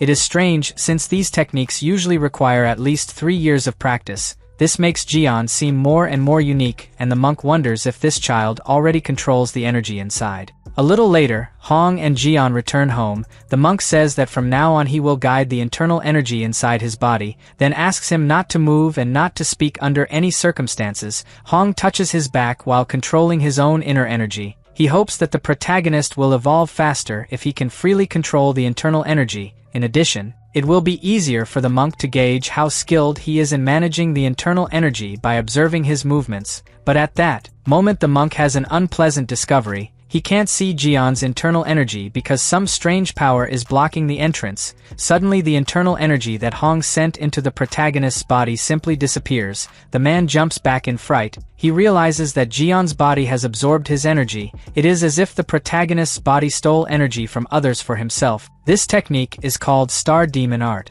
Some time later, Hong talks to someone that there is a large amount of internal energy stored in Jian. At first he thought he had learned some kind of demonic cultivation technique, but he showed no reaction even when he tried to consume his true energy. It's as if Jian doesn't know how to use his own internal energy. Mok replies that the protagonist really doesn't know how to use internal energy. The monk shouts in surprise, realizing that Mok didn't even teach the boy the basics. Mok listens to the monk speak while taking care of his crops. Hong questions how the protagonist doesn't know how to use his own internal energy if he knows how to meditate for more than half an hour and run up a slope carrying 2 buckets of water weighing at least 5 kilos. Mok takes a deep breath and replies that Jian has been following him for 7 years. Hong says that if that's true, maybe the boy is a genius. Mok says that Jian achieved success by mere coincidence. This is nothing more than Simsing. Simsing means that the energy follows naturally when the mind is calm. Mok believes that the protagonist is not aware of the energy, but she is still moving alone inside her body. Hong finds the conclusion of the facts very interesting. It is the answer to all the questions. The man also concludes that the Shaolin Temple is dumb for not noticing the value of this child during these 7 years. Mok asks what he is talking about. Hong says that everyone knows that the Shaolin Temple carries on its back the supreme being called Buddha, the invincible supreme being who always takes care of the temple. He thinks Jian is a gift from Buddha to Shaolin and now feels that there is no need to teach the theory of infinite harm to him. Mok watches the monk silently. The scene changes to a little later. Hong begins to teach some martial arts techniques to Jian. He begins by introducing Muriang's, which is the essence of infinite wisdom and is fully infused into his body. Jian imitates his steps. The man adds that at first glance it may seem ordinary, but it is a great spiritual teaching. The protagonist has difficulty reproducing all the movements. The monk decides to take a break and the boy breathes a sigh of relief. Hong notices his effort and is sure that he is worthy of learning infinite wisdom. He feels that Jian will be greater than all monks if he learns all the teachings. Suddenly the protagonist interrupts his thoughts by asking if this is healthy. He remembers the monk saying that martial arts consist of training mind and body, but he doesn't feel that this infinite wisdom that Hong showed helps in this. Hong gets confused and asks what he means. The truth is that the monk knows that practicing infinite wisdom trains the body and mind, but Muriang's is a dangerous and difficult movement. He fears teaching this technique in depth and Jian fails. If you do something wrong, your body could be destroyed and your energy will be distorted, so it's better to start with infinite wisdom. The monk then asks what the protagonist thinks of this technique. Jian replies that it gives his perspective. It seemed that Hong was trying to hit someone right in front of him, so he doesn't think infinite wisdom looks like training. Hong replies that martial arts starts with the need to protect oneself, and that also includes attacking. Jian asks if it is really necessary and remembers that when his family traveled to some dangerous place, his father always hired a warrior to protect the carriage. Hong is surprised to realize that the boy does not feel the need to attack anyone even to protect himself. He calmly explains that Jian can learn martial arts and not necessarily hit people. He can use the techniques for his own benefit. The protagonist replies that anyway he still thinks that this infinite wisdom is difficult. The monk agrees. To perform the technique you need to feel the flow of energy in at least 6 of the 12 main meridians and 2 of the 8 extraordinary meridians simultaneously. For now he will start teaching you how to circulate your energy step by step. Jian quickly cheers up and Hong notices his enthusiasm. He warns that tomorrow the new training will begin and Jian is released for today. The protagonist goes down the mountains reading a book about the meridians. He is focused on his studies, but suddenly stops when he feels a different sensation. Jian soon realizes that it is energy. He looks around looking for the person responsible and finds no one. The protagonist feels that the concentration of energy is getting thicker and thicker and starts looking for the person, but he is surprised when he realizes that it is not a person. In fact, the energy comes from a huge tree. Jian runs to it and notices some plants that have grown around. He notes that the tree releases several times more energy than what he consumes during daily training. At that moment the boy takes a deep breath and absorbs that energy. He says that now he can stop by when he goes to see Master Hong. A week later, Jian arrives for another training. Hong realizes that it's been more than a week and the boy still hasn't gotten the hang of it. He then complains that Jian doesn't have any progress. The protagonist replies that when he practiced meditation with Master Mok his energy flowed smoothly, but he can't do the same when he tries alone. Hong understands that Jian's energy follows your heart's desire, and forcing it will only make things worse. The protagonist tries to focus on meditation, but the monk intervenes saying that he will test a different method of training, called footwork. It is the movement that allows you to position yourself more advantageously than your opponent. The master makes a demonstration and says that just try not to be hit. In the Shaolin Temple, the footwork taught to novice disciples is called Nahanbo. The protagonist imitates the master's steps. Hong explains that the movements need to confuse the opponent. This means that he needs to move without seeming to be moving. The monk asks him to look carefully and reproduce the technique. Jian focuses on avoiding attacks, but when he tries he feels that his energy is confused. Even so, he does not give up and soon remembers that he can do fast steps. Maybe this will help to avoid attacks. Jian makes a test and realizes that he did very well, so he continues and makes some modifications to be even faster. After the training the protagonist is quite tired, but he is satisfied with the technique he created alone. He thinks that this way it is easier and wonders why the master did not teach it that way. 3 months later, the scene changes to the head monk's room. Mok complains that the monk Hong is teaching techniques from other sects to Jian. He questions if the temple approved this. The head monk is surprised and says that it must be a misunderstanding, as he remembers that he specifically requested that Hong not teach techniques from any other sect. Suddenly Mok hits the table in frustration and says he saw it with his own eyes. The protagonist used the footwork of the Kunlun sect and the Gongdong sect. He fears that these teachings will harm Jian. The chief monk calmly replies that only 3 months have passed and the boy seems to be able to learn everything very fast. Mok asks, surprised because the chief seems calm even after knowing this. The man replies that he actually always thought that Jian could observe and reproduce Hong's techniques on his own. Finally, the chief monk says that there is not much they can do now and advises Mok to return home. Mok leaves the Shaolin temple completely indignant. He feels that he is the only one who wants to protect the protagonist. Meanwhile, the head monk thinks that even if Jian was favored by the Sword Saint, it would take more than 20 years for him to become a talent within the temple. To make matters worse, it is clear that the protagonist has no appreciation for martial arts, but now he can only hope that Hong teaches well. Suddenly his disciple warns that Elder Wanho is there to see him. The chief monk is surprised and says that he can let him in. Wanho is the head of the Precept Academy inside the Shaolin Temple. He greets the monk and warns that his disciples have sent alarming news. It seems that the Wu Nashirzuan are up to something unusual.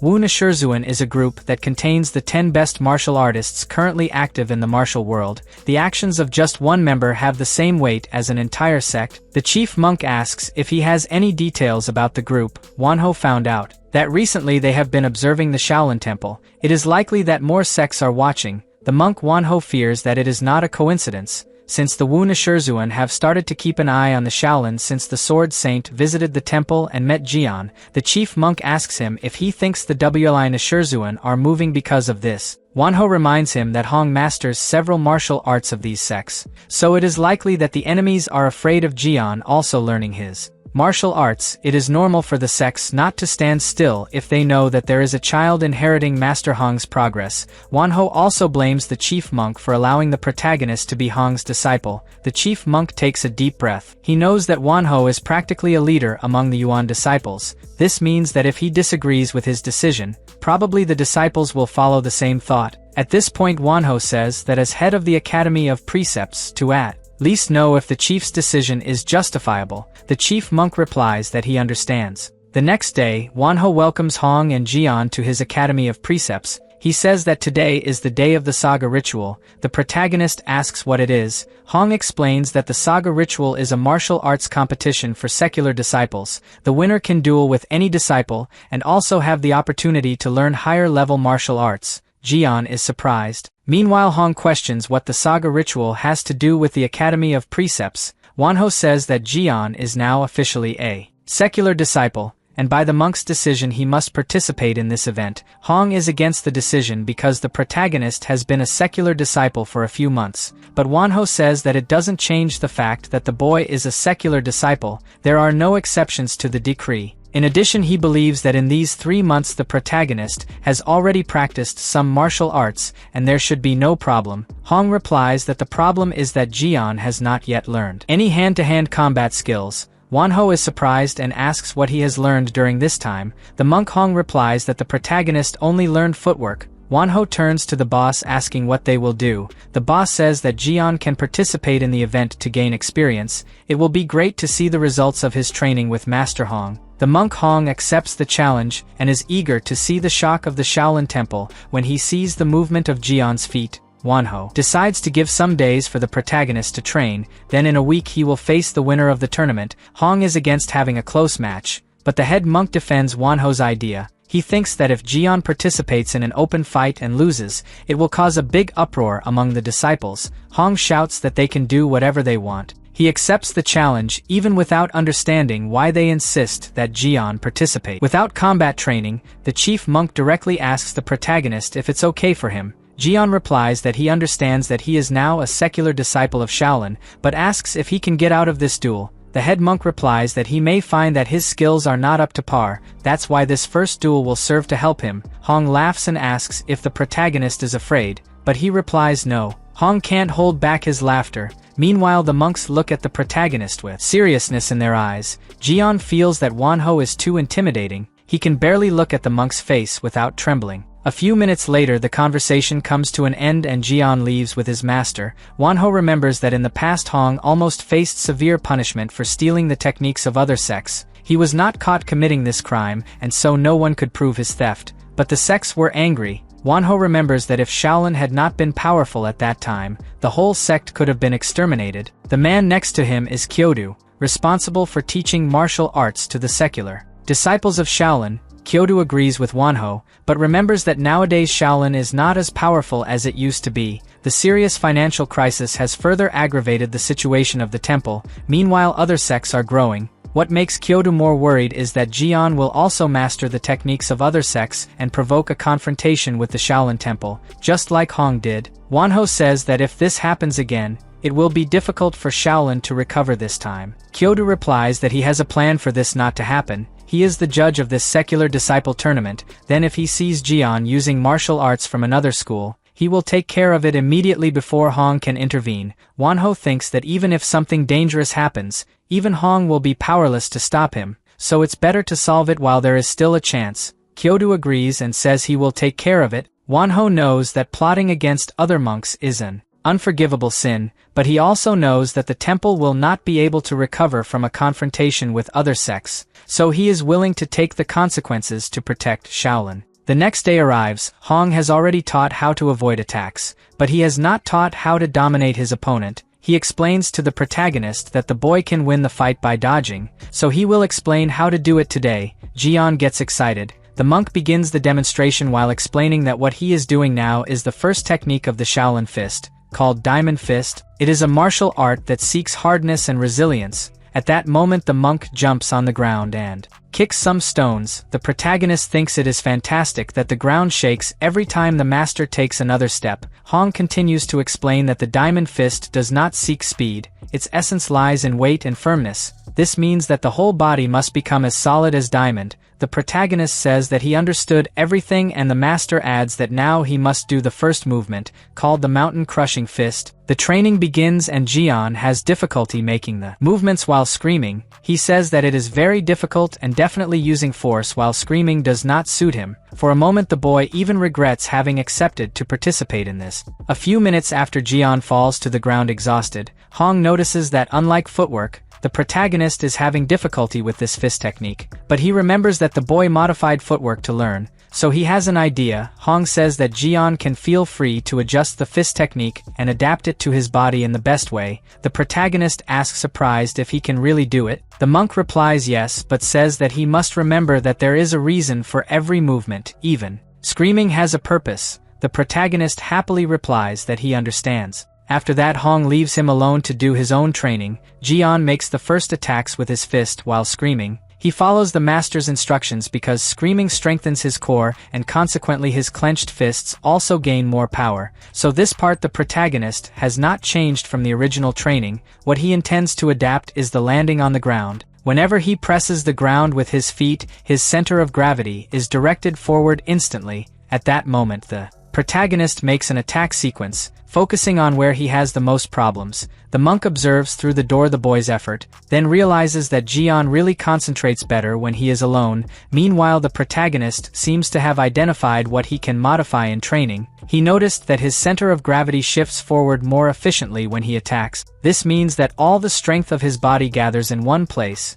The protagonist comes to the conclusion that it is just a method to punch harder, so he decides not to follow the master's movements because he believes that concentrating his weight on the punch is enough. Some time later Hong finally wakes up. He dozed off while the protagonist trained alone. At that moment he leaves the house and when he looks ahead he notices some symbols on the ground. The monk screams in surprise asking if this is real. He touches the whirlpools and confesses that it is something difficult even for him to create, even if he tried. The man identifies that Jian used an advanced technique to extract internal energy out of the body, but the monk knows that reaching the level of this technique only through physical training would take decades, so he can't believe that the protagonist did it even though he has all the evidence in front of his eyes. The master also doesn't understand how Jian learned to do it himself. First he taught the protagonist to work with his feet, but when he saw the boy was already dodging on his own, then he tried to teach him how to throw a punch, so the protagonist learned an advanced technique. This makes the monk burst into laughter. Now, He is excited to see Jian turn the inner sect festival upside down.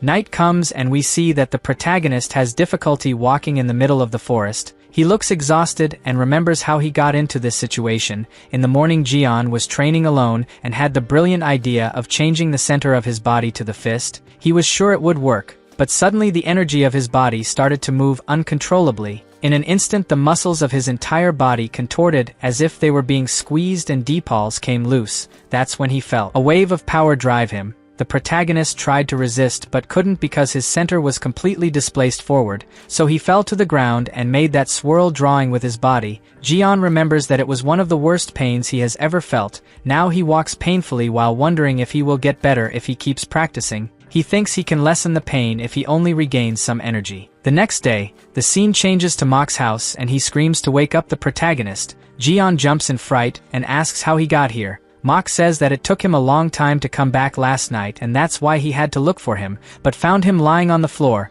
The protagonist apologizes to the master for causing concern and replies that he must have lost consciousness without realizing it. Mok can't hide his concern and asks what kind of training could have led the boy to this state. Jian says he was learning the fist of smashing mountains. Everything was going well until he tried to gather the force from the center of his body into his fist. Suddenly his muscles twisted and he fell. The protagonist asks if he did something wrong and Mok replies that he can't be sure just by listening, then asks the protagonist to do a demonstration, no matter how difficult it is. Jian agrees and the two wait for the night to arrive for Jian to gather internal energy. Until then, night comes and the protagonist begins to explain how it happened. Mok soon realizes that it is not a simple fist technique. It is easy to conclude from the boy's movements that he has actually mastered a technique that combines internal and external energy. At that moment, Mok holds the protagonist's punch with his hand and realizes that the pressure is too strong for a simple disciple. Then he tells himself that he can't let Jian participate in the festival. It's possible that the opponent won't survive. Mok quickly arrives at the monk Hong's house.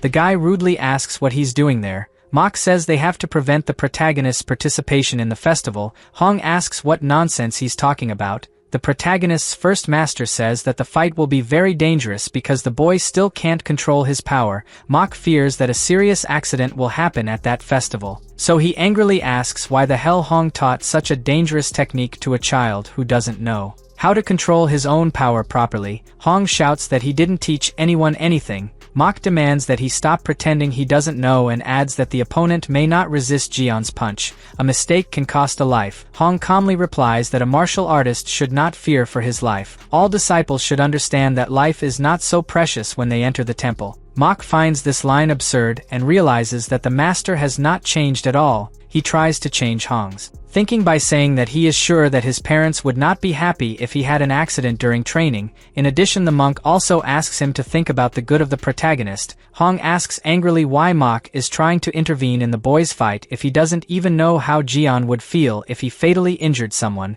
Mok is silent. Hong continues to say that even if Jian manages to use his devastating punch, he still doubts that this attack can eliminate anyone. At most it will break a few bones. Mok takes a deep breath and says he knew it would be useless to talk to him. Hong angrily asks what he said. Mok replies that he will talk to the boss because he is sure that Jian cannot participate in the festival until he learns to control his own strength. The monk leaves the hermitage, while Hong says that things are getting more interesting. On the other hand, Mok is sure that if Jian accidentally hurts someone, he would carry this burden forever and his life would be lost. Mok has raised the protagonist since he was 8 years old and knows him very well. He decides that he will not let anything bad happen to the boy. At this moment, Jian is alone at home thoughtful. He thinks that everything would be easier if he could do the internal energy circulation whenever he wanted, but now he feels his internal energy move little even when he concentrates. At least his Datian seems to have grown significantly. Jian believes that it is because of the consumption of qi in the last few days. He has always visited that tree on his way to Master Hong's house.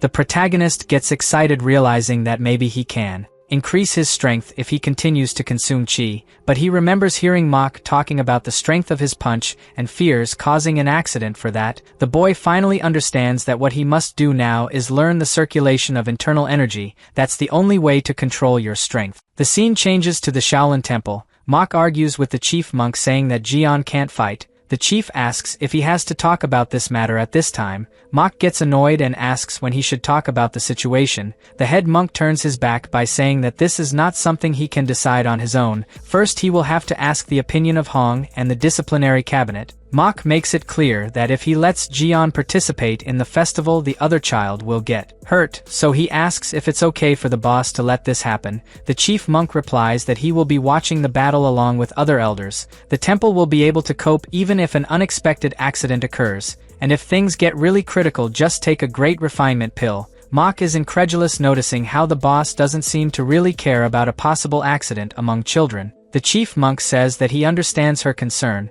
but trusts the martial arts training being conducted by Master Hong. Mok tries make him change his mind, but the boss accuses him of throwing a tantrum like a child. Mok says he will wait until a martial arts competition, but if there is no progress by then, he will prevent the protagonist from participating. The chief monk replies that everything is fine and adds that he will also think of a solution. After that, the intense conversation ends and Mok leaves the temple. The chief monk was surprised by his appearance in the middle of the night. He never thought that a monk who has isolated himself for 30 years and doesn't like to interact with other people would appear at this time because of a boy. The chief monk is sure that Mok would be better off if he had accepted other disciples before Jian. Now he seems like an overprotective father. A few days later, the fight festival arrives in the inner martial arts courtyard of the Shaolin Temple. The disciples begin to gather and comment on the newest rumor that has come up. It seems that the winner of the festival is going to participate in an extra fight. A 16-year-old boy named Wang Mu asks who the opponent is. The disciple replies that he heard that it is a boy that Hong is teaching. The conversation spreads among the students, and they say that this disciple is someone lucky. Learning martial arts with such an incredible expert is luck for few. Suddenly someone says that it seems that this boy has been a secular disciple for less than half a year. The students are surprised without understanding why he would fight someone longer than him in the temple. Someone says that as much as this boy is a prodigy, it will still be difficult to beat a secular disciple who has been in the temple for at least 5 years. Wang is silent, listening to the conversation. At that moment, the subject changes and someone says that he heard rumors about Mu Jin Sahu having returned. He has a great reputation in the martial world for subduing many evildoers during his journey to the martial world. The disciples say that they want to be like Mu Jin Sahu. They would be satisfied just by being in the same place. One of the disciples remembers that out of everyone here, only Wang could have the chance to meet Mu Jin. Since he is the best among them, someone comments that even Wang would have a hard time defeating Mu Jin.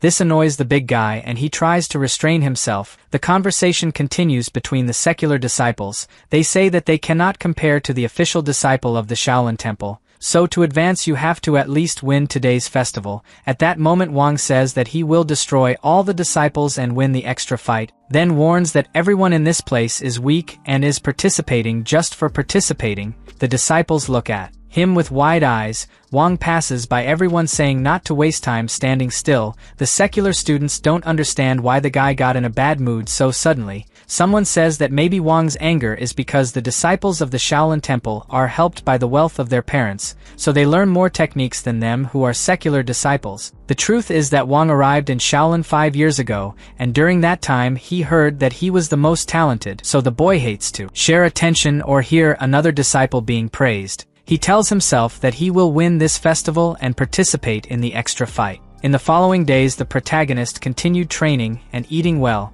Wang fought fiercely at that festival and moved on to the next stage. The day of the extra match finally arrived and the monks gathered in the hall. They talk about the talented young man named Wang who won the competition and will face Jian. One of the monks says he heard that Hong is teaching this newcomer personally. Although he is anxious, it is good to remember that Jian has been learning martial arts for a few months and for him it is impossible for the boy to beat Wang. Hong is so angry hearing this that he feels that soon he will explode. He can't wait for Jian to come in and shut up these men. Mok is also present among the superiors. At that moment someone shouts that they are coming. The protagonist and Wang walk together. Kyoto will be the judge today. Jian notices that his opponent seems a little angry. Kyoto calls the boy's attention and gives some orders, especially what he can or cannot do in the duel. The protagonist realizes that there are a lot of monks even though the event is secret. He looks to the side and sees his former master there. Jian notices that Mok is separated from all other men. He is sure that that bald man is worried.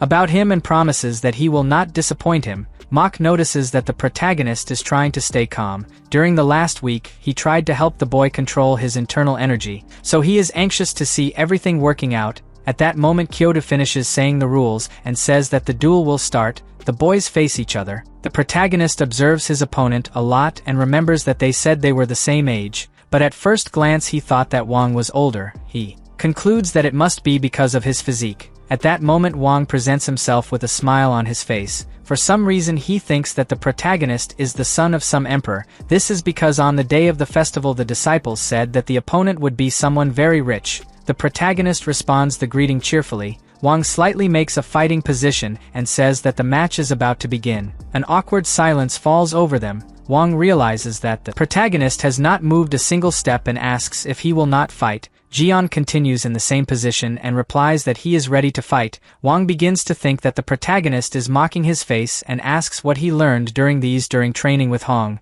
Jian clarifies that he is not making any jokes and says that this is his first competition, so he is a little afraid. This answer makes Wang angry because he didn't want to fight a rookie, but he thinks that the protagonist is lying and then advances towards him saying that he will not fall for his jokes. At that moment, Jian sees the opponent's fist towards him and just takes a step to the side, dodging the attack. He questions why the fist is so slow. Wang is shocked because he thought his attack would be enough. He thinks the boy was just lucky and is sure that Jian will not be able to dodge the next blow, but the disciple was totally mistaken. The next attacks were also easy for the protagonist to dodge. Wang finds all this unbelievable, and in the next punch, he also uses his foot to kick. This time the protagonist narrowly avoided it and commented to himself that it was very dangerous. He continued to dodge and his steps were so fluid that they were almost imperceptible to the people in the audience. Even his master was shocked. The other monks talked to each other that this footwork is incredible. Wang is far from being able to get it right. One of the monks approaches Hong to praise his teachings and says that Jian would surely beat a disciple of the mountain sect. Hong thanks him for the compliment and replies that in fact the protagonist learned this by himself. Some people think it's footwork, but it's actually a body movement created by Jian. This information becomes even more exciting for the men, and Hong hopes that the protagonist can show more things he has learned. Wanho and the chief monk are also paying attention. On the other hand, Wang wonders what's wrong and why he can't hit Jian. From the beginning he knew that the protagonist would not be an easy person because he was trained by Hong, but he also didn't think he would be so difficult since the boy has been training for a few months. He then starts calling the protagonist a coward. Jian replies that he is just dodging. After all, he can't stand still waiting to be hit. Wang doubts that he will continue to avoid the attack for much longer. The boy makes the decision that from now on he will use the footwork he recently learned to defeat this opponent. At the same moment, Wang advances towards the protagonist, ready to use his secret technique.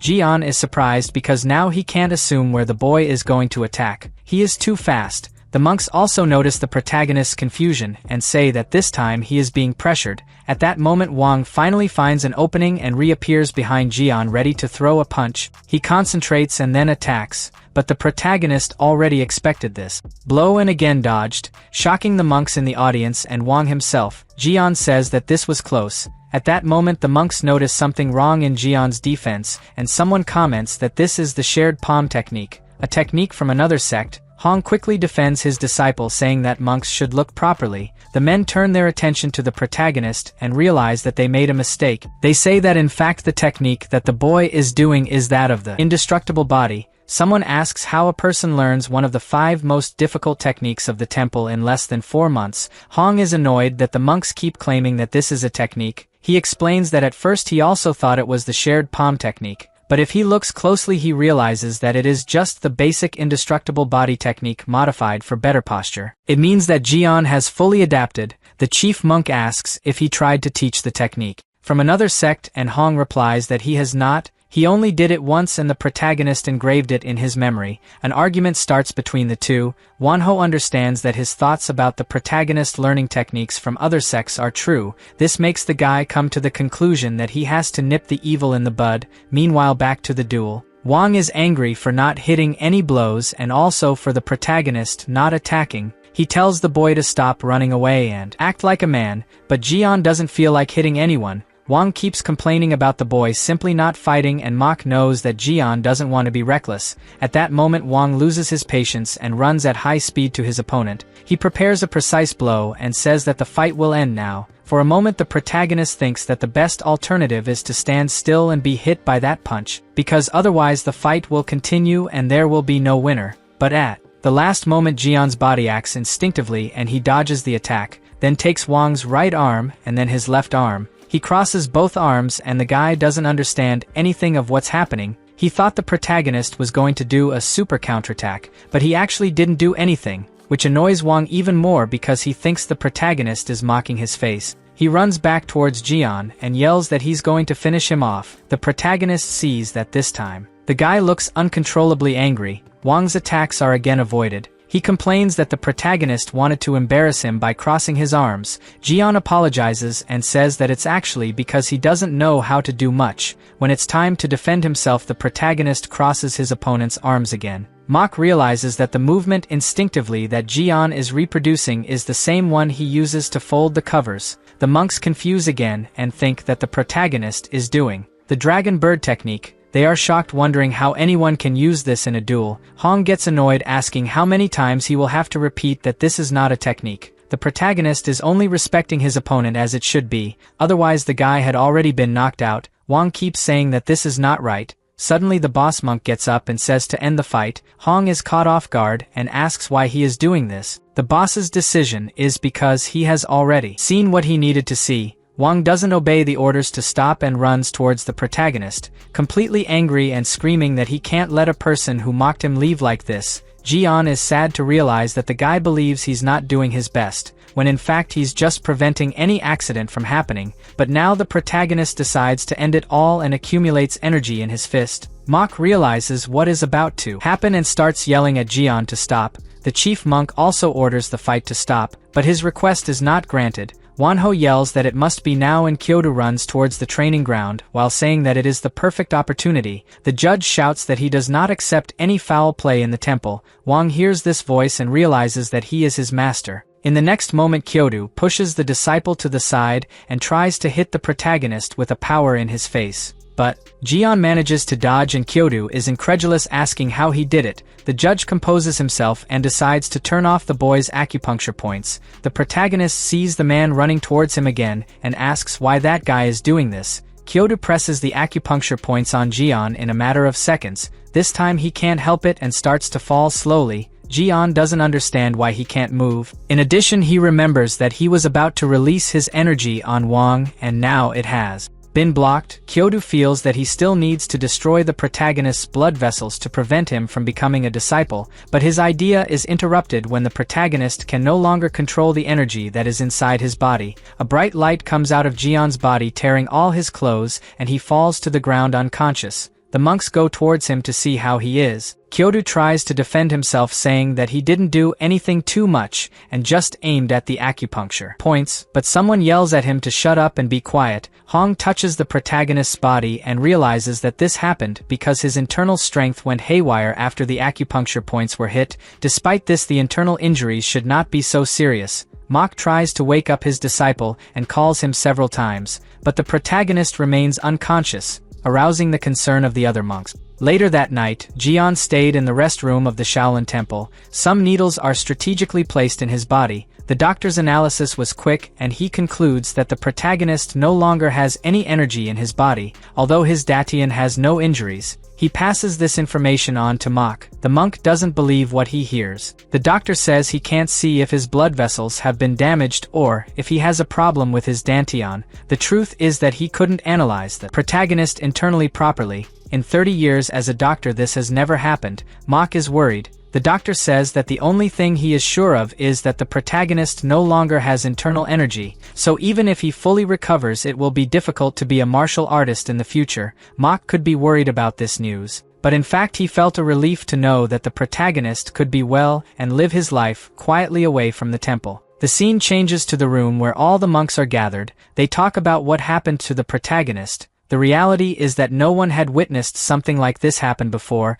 Even Hong confesses that he didn't expect it. One of the monks says that maybe Jian activated the internal energy by accident during the attack. This is the only explanation he can find. The other monk comments that for a child to be able to release his energy along with the strength of infiltration is practically impossible, so he doesn't understand how one boy managed to do that. The other guy replies that maybe it was thanks to Hong's teachings. Soon the blame falls on Hong's shoulders. He screams in anger, asking why they are putting the blame on him, since everyone saw that in fact who caused all this was Kyoto and Wanho who interfered in the fight. At this moment one of the monks tries to calm the situation, but Hong sees no choice but to give a rejuvenation pill to the protagonist, so he demands that the superiors deliver the medicine now. Suddenly someone knocks on the door, interrupting the conversation. Mok enters and says that he just talked to the doctor. It seems that the protagonist has completely lost his internal energy, and it will be difficult to continue as a martial artist. The monks ask worriedly what will happen now. Hong asks Mok to explain. The monk says that it is exactly what they are thinking. The protagonist will recover and have a normal life as an ordinary person. Hong does not want Jian to stop being a disciple and shouts for the boss to deliver the rejuvenation pill, but the chief monk asks him to give it up because it's time for the protagonist to go back to being an ordinary person. Hong angrily asks if they are really giving up on the most talented disciple who ever stepped foot in the Shaolin Temple. At this point Wanho entered the conversation, arguing that the protagonist should stay out of it because the temple received a message in the last few days, informing that the top 10 martial artists are keeping an eye on them. Hong asks what the demon cult has to do with Jian. The answer is simple. The Wu Nashirzuan hold a grudge against the Shaolin Temple, and after the Sword Saint visited Shaolin, it seems that the other members of the Wu Nashirzuan have been contacted. Wanho shouts that they need to understand the gravity of the situation. It is obvious that the group of the top 10 martial artists hates the Shaolin Temple for Hong having stolen their martial arts and fears that their inheritance will be passed on to the protagonist. Mok is scared because he did not know that the case was so serious. On the other hand, Hong finally understands why they are trying to abandon Jian, but he is not afraid of the Wu Nashirzuan group and says that he cannot give up on someone as talented as the protagonist because of other sects. Hong also asks for the opinion of the chief monk, since he was the first to say that he wanted Jian in Shaolin. The chief monk takes a deep breath and replies that he doesn't think the top 10 martial artists in the world are only hunting a single disciple. He thinks he has another reason why the temple is being watched by the Wu Nashirzuan. That's why he thinks that the protagonist should stay in the temple until the true reason is revealed. But if they are after them because of Jian, it is obvious that they will not let the temple ruin because of a single child. This answer angers Hong, and he realizes that the temple created this extra duel to check if the protagonist was using techniques from other sects. He starts cursing the other monks and decides to leave before he hurts anyone. The head monk recognizes that he was very greedy. He made a lot of mistakes when he didn't think about Jian's future being taught by someone like Hong. The head monk knows that Hong committed several crimes in his youth and didn't change anything as he got older, so it was natural for him to pass on the stolen martial arts to the protagonist. Now the chief monk feels guilty for putting a child in the middle of it. 3 days later, the scene changes to the nursing home in the Shaolin Temple shrine. At that moment someone warns the doctor that they are feeling an uncontrollable hunger and asks if this is normal. Hyo looks at the protagonist and replies that he has suffered significant internal damage, now needs true energy to heal his injured organs and blood vessels. As the protagonist does not have any internal energy in his body, they will have to replenish the energy with food. Jian asks surprised if the food produces internal energy. The Dr. Hyo says that the energy is in some ingredients in the food. They opted for this method to take a break from medicine, but there is something that the protagonist will be able to use without worrying. The man then starts to go through his bag and says that he brought him an herb. Hyo presents a very precious herb called the Three Globe Leaf. Its value is so high that it was nicknamed 2,000 gold. The protagonist holds the herb in his hand, impressed by beauty. The doctor recommends that the protagonist prepare it as tea and chew it whenever he is bored. He is sure that he could find more precious herbs if it were on Shaolin Mountain, but it is forbidden for those who harvest. That's why the man asks the protagonist not to tell anyone about this precious herb to avoid misunderstandings with the monks of the temple. Jian agrees to keep secret. Hyo then says goodbye to his patient and says not to forget to take the medicine at the right time. The doctor chose an herb that has a strong concentration of yang energy to help the protagonist regain his internal energy back, but the protagonist totally ignored the instructions on boiling and drying the herb. He ate the plant without even washing it. Jian is surprised by a sweet taste, and when looking closer he has a familiar feeling of having seen this herb before. Outside, the Dr. Hyo meets the monk Mok, who anxiously asks how the protagonist is. Hyo, unfortunately there is not such good news. Jian's progress is good for a normal person, but he has no internal energy. The doctor thinks that the qi is not flowing because his blood vessels are blocked or damaged. Mok gets angry and asks how the doctor still doesn't know why Jian's internal energy is gone. Hyo replies that the boy's body is complex and even though the meridians are healed, there is nothing he can do. He believes that the protagonist will be cured if he drinks some elixir. Mok realizes that he needs the rejuvenation pill. On the other hand, Dr. Hyo feels very pressured taking care of this child. Every day some monk appears asking about his condition, and they want to receive an immediate answer. A little later, the chief monk visits Jian and notices that the boy looks better. He is pleased with that, but he came here because he has an important question to ask. He questions why the protagonist used chi release even though he knew he would hurt the opponent. Jian immediately replies that he did it because he felt sorry for Wang. The chief monk does not understand what he means. The protagonist explains that he made the opponent very angry for not knowing how to fight. Initially the monk encouraged him not to use the chi release, but he decided to use it anyway because he wanted to convince Wang that he was an opponent. The boss understands what Jian wanted to do. It is natural that the students want to show what they are capable of. In addition, the protagonist does not seem to have done it on purpose either. At this moment the head monk sits on the bed and asks what the boy thinks of not knowing how to use martial arts. Jian is sincere and replies that he finds it inconvenient to duel with someone who does not know how to fight because it can cause an accident, but he doesn't mind not knowing how to use martial arts. In fact, he just accepted to be a disciple hoping that time would pass faster and he could return home. The boss says that now he can't use martial arts anymore and asks how he feels about it. Jian happily says that he is relieved because being a disciple was never his dream. The monk realizes that this child is really different. Many disciples had accidents and needed the elixir, so they murdered and betrayed people for it, but the protagonist easily accepted his fate. The boss thinks that if everyone thought like this child, at least there would be no useless sacrifices. At that moment the head monk tells the protagonist that he can stay in the temple as long as he wants even if he can no longer use martial arts. Jian thanks him but says he wants to go back to Mok's house. The boss remembers that the doctor recommended staying a few months to recover. The protagonist replies that he prefers to stay with Mok. The monk then says that he can be at ease. Now the man understands why Mok does everything for the protagonist. They have a true father-son relationship. Before going, the monk says that the protagonist must return to the temple to finish the consultations and he agrees. At that moment the man takes something out of his sleeve and gives it to Jian. The boy asks what it is, and the monk replies that it is an anti-poison necklace. The protagonist is impressed by the color of the stone. The boss says that just wearing it around his neck will protect him from some poisons and dissipate bad energies. Jian is shocked and asks why he is receiving something so valuable. The monk lowers his head and replies that he is doing this so that the protagonist does not feel excluded by Shaolin in the future. The necklace contains Ijin Ding, one of the most advanced techniques in the temple. Jian quickly put on the necklace while the monk asks him to protect it well as someone may try to steal it. The boss feels less guilty after handing over the gift. 3 days later, the protagonist runs through Shaolin Mountain. He remembers that Dr. Hyo commented on the herb's leaf of 3 globes staying here. The protagonist soon finds his goal and decides that he will eat as much as he can before returning to the master.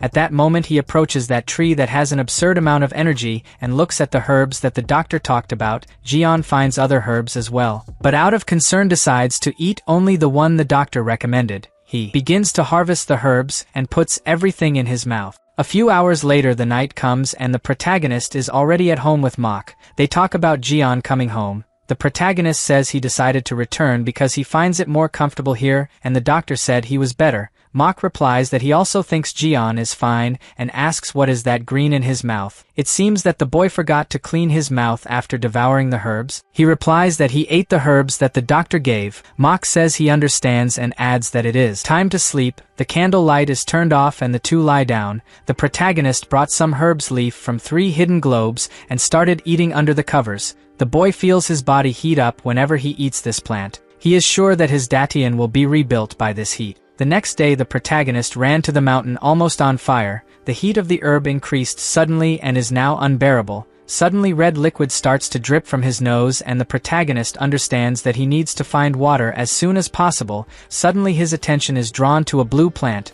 Jian doesn't think twice before plucking the flower and eating. At the same moment, he feels an icy air consume his body. That heat from before begins to subside. Jian is happy and picks up more of those blue flowers. He thinks he will have no problem eating in enough quantity, but suddenly his body becomes so cold that his movements are slow. The protagonist gets angry for not having a single herb that can be the middle ground. He starts eating all the plants he has in the place looking for a balance. His body suffers from his choices. After filling his belly, the boy lies on the floor exhausted. At that moment, he feels a flow of energy run through his body towards the dantian. Jian is surprised realizing that he has finally regained his energy. He is sure it was thanks to the doctor's advice about eating various herbs. This cheers Jian up and he decides to return home. The protagonist goes down the mountain while complaining about his body being hot. He soon finds Mok and apologizes for the delay. The monk tells him to run calmly because he is not yet fully recovered. Suddenly the man notices the different color on the protagonist's face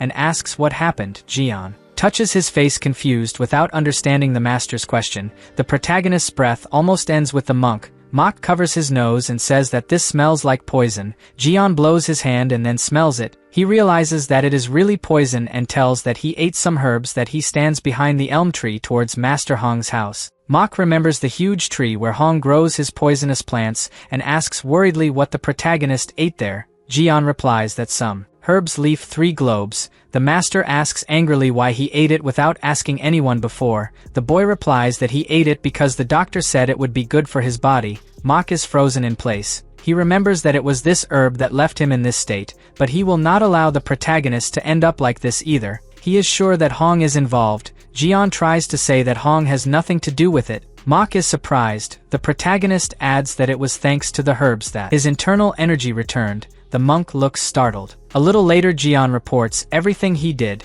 Mok says that there are many poisonous herbs in that place, so from tomorrow he doesn't want the boy to go there, or go near Hong's house. Jian is silent and the master calms down. He says that he is happy that his internal energy has returned, now that his body is healed. It's easier to absorb energy. Mok realizes the anti-venom collar and asks surprised where he found it. The protagonist replies that it was the chief monk who gave it to him. Mok says that it was thanks to the necklace that he was fine after eating the poison herb, but warns that to use it correctly you need to hold it in your mouth. Jian replies that he knows. Meanwhile Mok wonders why the chief monk gave something like this. He remembers that the cultivation of internal energy using yang herbs and yin poison herbs are only used in sects that practice poisonous martial arts. He wonders what the chief monk could be up to. Suddenly an idea comes into his head, and he suspects that the chief wants to teach forbidden arts to the protagonists. At that moment Jian finally feels his body refresh. Thanks to the anti-poison stone,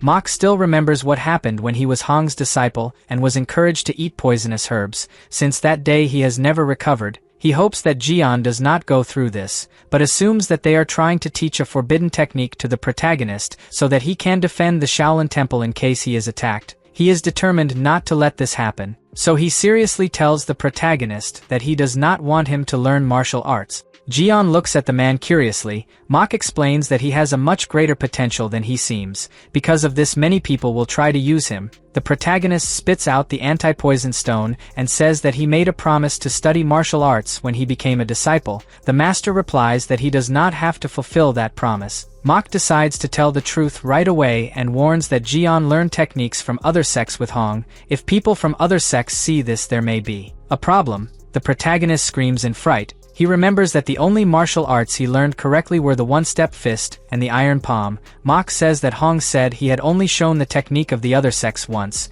but it seems that it was enough for the protagonist to imitate the steps. Jian asks how Hong knows the techniques of the other sects. Mok didn't want to tell who the real master was, but he couldn't make Jian curious. He then asks the boy to sit down because it's going to be a long story. The next day, Hong arrives to see his poisonous weeds as usual and finds the place totally clean. He realizes that someone stole his weeds and in addition created other crops. Hong angrily asks who did this to try to deceive him. He realizes that the thief created a formation so that he would not be discovered. This makes Hong angrier because in addition to his crop being destroyed, the thief also set up a formation to not let anyone get close to the herbs. Hong yells that he will solve it. Now, A few minutes later the monk Hong arrives at the Shaolin temple. He immediately goes to the document room and asks the training monk for help in finding the smart guy who stole his crops. The monk asks if he is talking of the poisonous herbs behind the elm tree, and Hong confirms. The guy is surprised that someone has the courage to do this with his plants. Hong says to stop small talk and go after the thief now before he runs away. The monk points to the amount of scrolls on the table and says he is too busy to solve his problems.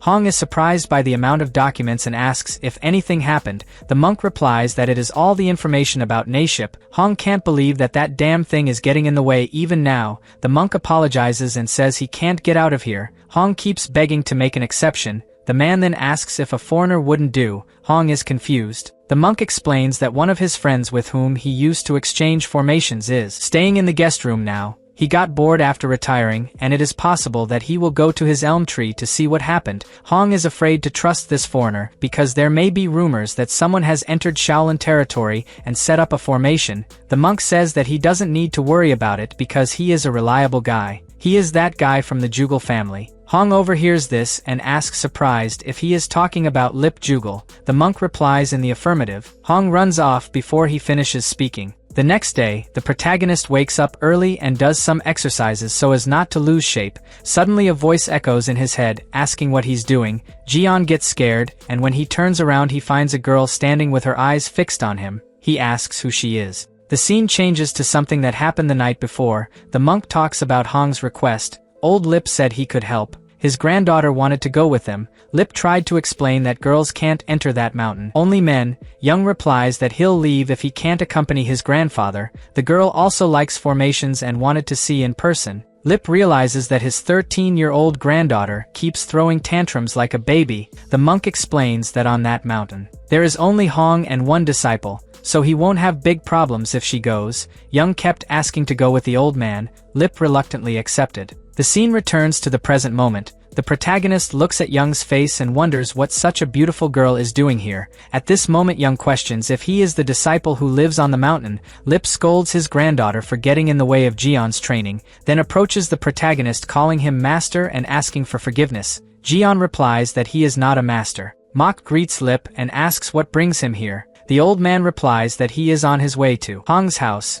Mok notices the clothes and assumes that this man is someone very important. He decides to ask who the old man is. Lip introduces himself and says that he heard that he has a training nearby. Then he came to take a look. Mok is surprised and wonders what this training is. Lip says that he no longer works in the area and left everything to his son, but he still feels curious when he hears about training. He adds that he is going to Hong to find out the details. Mok thinks it is very suspicious to set up a formation in the middle of Shaolin Mountain. He decides to guide Lip to Hong's house to find out who is behind it. At that moment Young starts pulling his grandfather and saying that he wants to play with Jian. Lip replies that it is not appropriate to ask a monk in training to play. Mok says that the protagonist is not a monk. He is just a child that he is taking care of. Lip confesses that he is afraid of getting in the way, but Mok says that there is no problem. Between two children playing, he is rooting for Young to get along with Jian. There is a chance that the Zhang family wants someone from the Jugal family as a companion to strengthen the alliance. So Mok believes that it is positive to let the two get to know each other a little. Lip's disciple says he will stay with Young and the master can go in peace. The old man agrees and warns his granddaughter to behave. Mok leads the way to Hong's house. Meanwhile Young and Jian introduce themselves.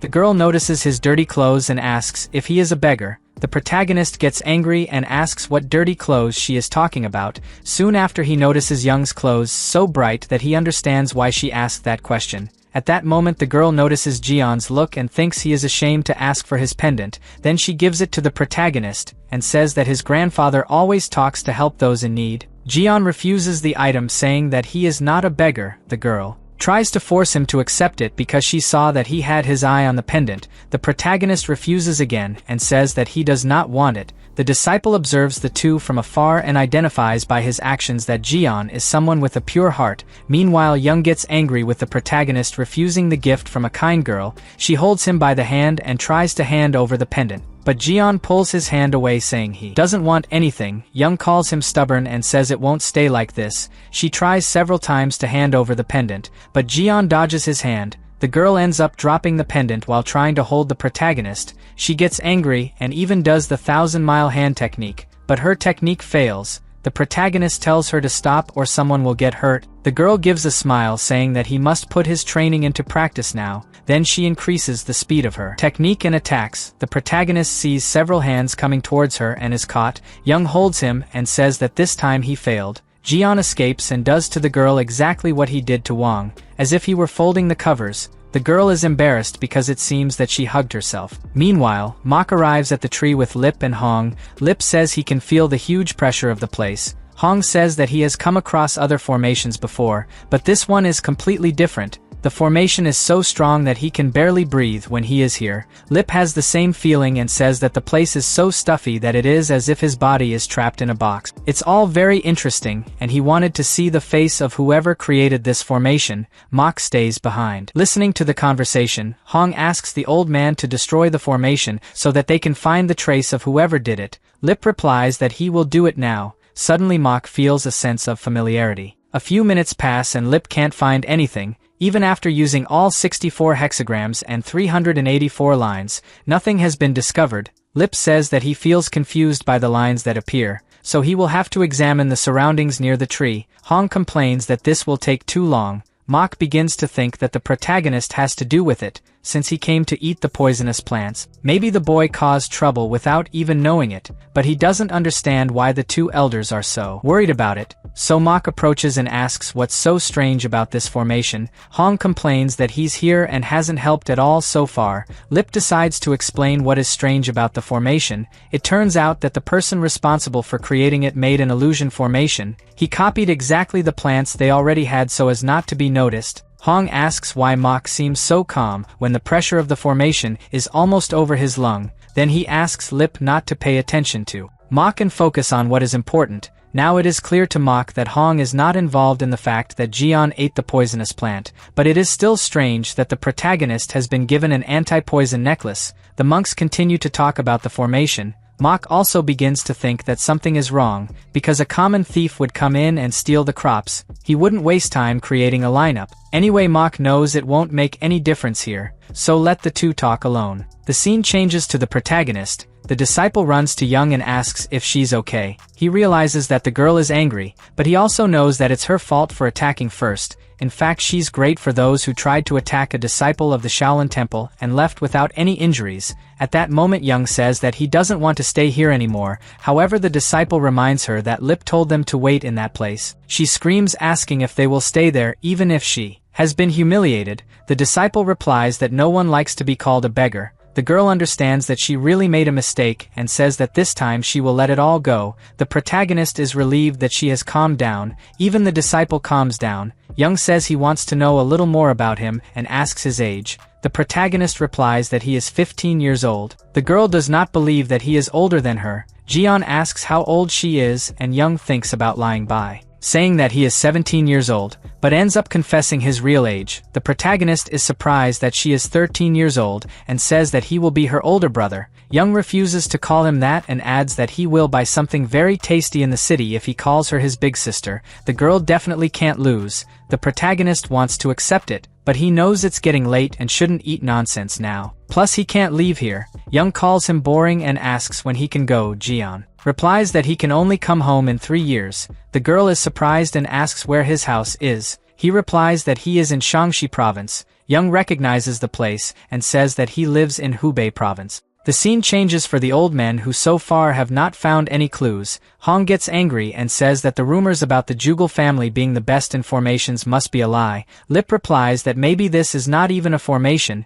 At that moment he walks through the plantations and shows that nothing happens. Hong realizes that he has been wrong all this time. He gets angry and asks who made this prank. Lip replies that it's better to investigate further because he still has some doubts, but he'll leave it for tomorrow. A few minutes later the protagonist says goodbye to Young. The girl grimaces before leaving. Mok tells Jian that he realized that he enjoyed the girl's company. Maybe it would be better to go back to town. The protagonist asks if he forgot that there are still 3 years to go, but confesses that he really enjoyed Young's company. Mok says he understands and asks Jian to sweep the yard before entering the house. The protagonist agrees and looks towards Young smiling. It was the first time in 7 years that he interacted with another child like this. Jian is so happy that he intends to ask his parents for a sister when he returns home. One like Young, he hopes to find her in the future. On the way back to the temple, Young asks his grandfather what is the problem with his 1,000-mile hand technique. He replies that none and asks if anything happened.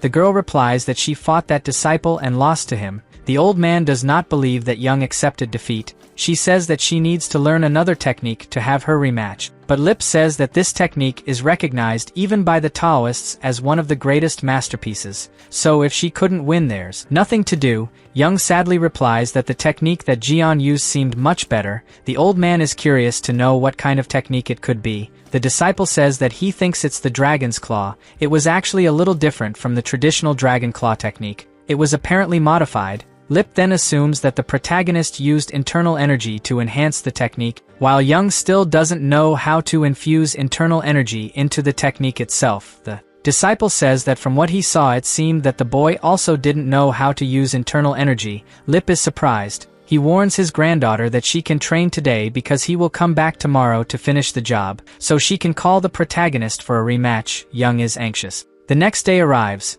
Mok takes care of his crops while the protagonist cleans the yard. He notices that the boy is very smiling today and has an idea. The monk asks why the protagonist won't see the girl. Jian is a little embarrassed, and he says that he even asked Master Hong if that child would come again today, but he replied that he didn't know. Mok worries because the protagonist can't go around talking to other people now that he's regained his inner energy. It's dangerous that they try to make him become a disciple again. The protagonist asks if he should hide this secret forever, and the monk advises him to hide it at least until he recovers. Jian is upset because he wanted to leave without worries. Suddenly his lamentations are interrupted by Master Hong, who complains about the temple having become a complete mess. Mok asks what happened and Hong says that he had a problem with Lip's clan. Now they are leaving and there is no one to investigate their formations. The protagonist is surprised and asks if Lip won't come today. Hong replies that he won't and adds that the clan was so angry with the whole situation that they don't want them to come back here ever. Again, Jian is sad because now he won't see Young anymore. Mok blames Hong and says that the protagonist was happy to finally make a friend. Hong tells the guy to stop being sentimental.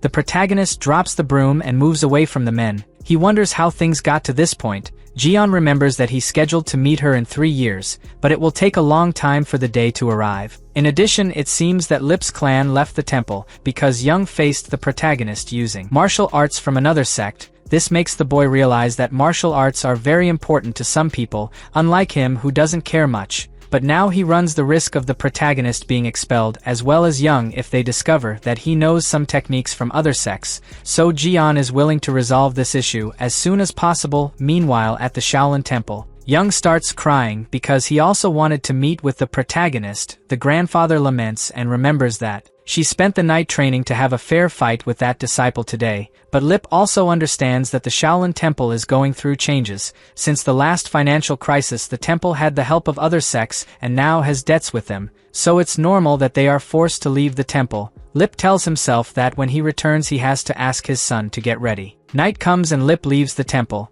On the way, the disciple notices a strange movement and immediately pulls his gun towards the neck of a man dressed in black. This guy asks Lip if he is the former head of the Jugal clan. Lip confirms that he is, and the man asks for time to ask some questions. The sword continues towards the stranger's neck and the old man agrees to answer the questions. The disciple says that he will only let the conversation proceed if the man reveals his identity. The strange guy replies that it is not necessary to stand guard and presents an emblem with the name of the Tang clan. Lip asks surprised if he came from Sichuan and the man confirms. The old man questions why he hid his presence and assumes that the man belongs to the Tang clan's Flying Swallow Squad. The guy praises Lip's perception and says that he is correct. The old man then asks what drives the Tang clan's elite intelligence unit to look for him. The man replies that he came here because he needs your opinion. The disciple walks away with Young while the two talk. He remembers that the Tang clan is known for paying off debts, both good and bad. The indebted give a token with the family crest as a promise of payment and redeems the item when he pays the debt.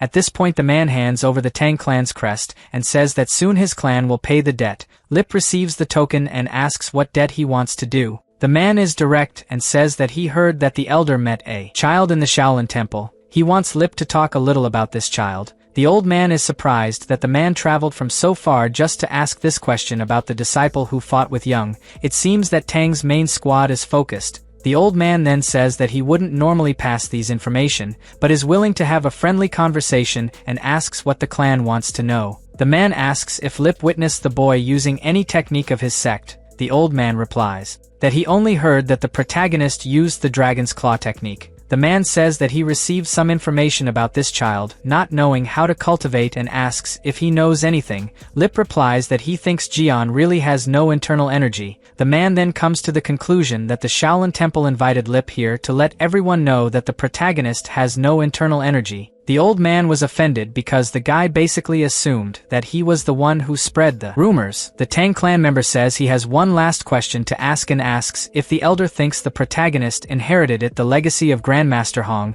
Lip realizes that this is the question the guy wanted to ask from the beginning and decides to use the Tang clan to get answers on this matter as well. He then replies that he spent little time in the Shaolin Temple and couldn't confirm it. The man thanks him for all the answers. Lip says that he doesn't need to thank him because he paid for it, then returns the token from the Tang clan and says that he also has a question to ask. The man is surprised and realizes that the old man really is not someone easy to deal with. He keeps the token and says that the elder can ask the question. Lip asks if the reason why the Tang clan and the other sects are eyeing the Shaolin Temple is what he suspects. The man replies that it is only a low-ranking member, but his family is actually investigating for a specific reason, and he can confirm that it is exactly what the old man is thinking. Lip says he understands and the two say goodbye. After that, the old man begins to remember the formation he found in Master Hong's poison field. Things start to make sense, and he thinks that the sects are not here because of the protagonist. Maybe they are after Master Hong.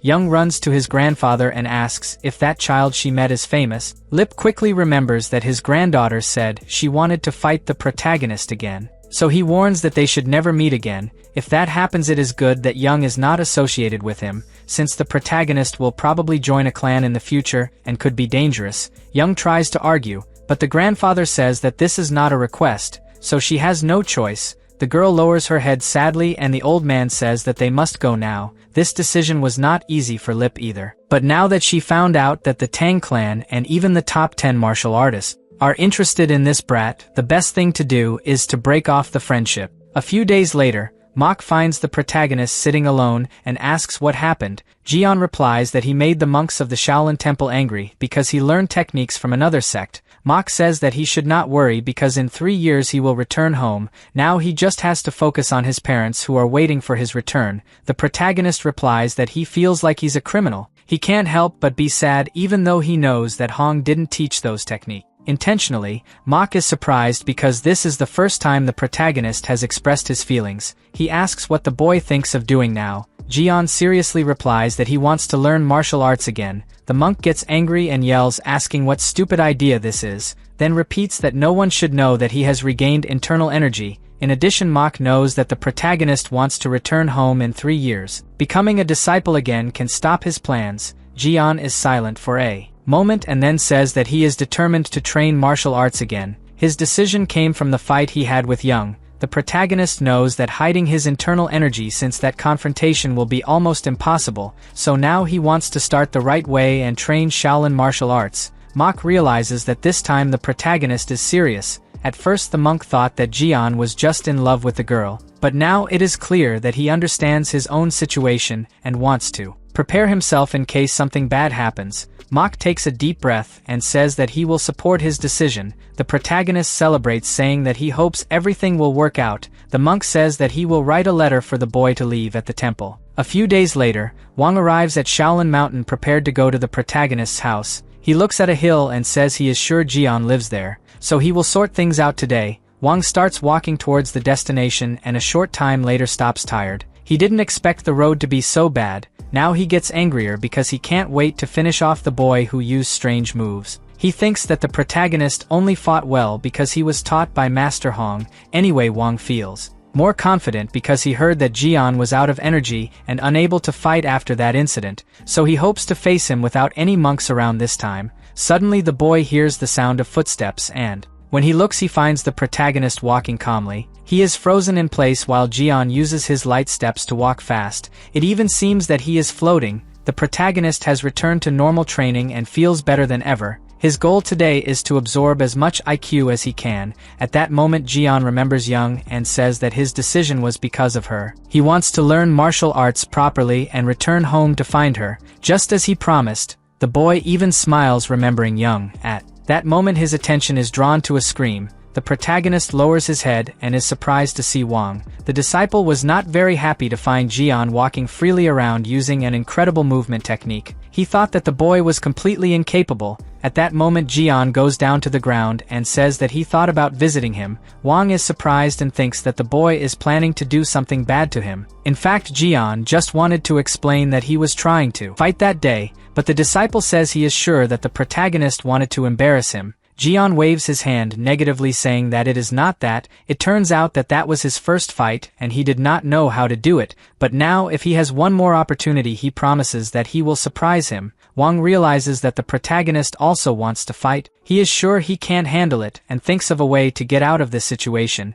The disciple is then friendly and tells the protagonist that he now understands why he fought that way. Jian thanks him for his understanding and questions what he came here to do. Wang knows that he can't just say that he came to beat him. The boy starts to break out in a cold sweat and finally has an idea. He takes something out of his shirt and says that he came to deliver it because he knew that the protagonist was sick. The truth is that Wang brought this dumpling to himself, but it was the only alternative he found at the moment. The protagonist accepts the dumpling and thanks him. He confesses that he thought Wang hated him. The disciple smiles and tells himself that he actually wanted to end this brat, but for now he will calm down. At that moment the protagonist starts to eat the dumpling and Wang's belly growls watching this scene. Jian looks scared and asks if he didn't eat. The disciple is embarrassed and says that he doesn't have to worry about it because he has already eaten it. Jian divides the dumpling and hands half of it to him. Wang thanks him and thinks that maybe it would have been better to have brought more potato dumplings.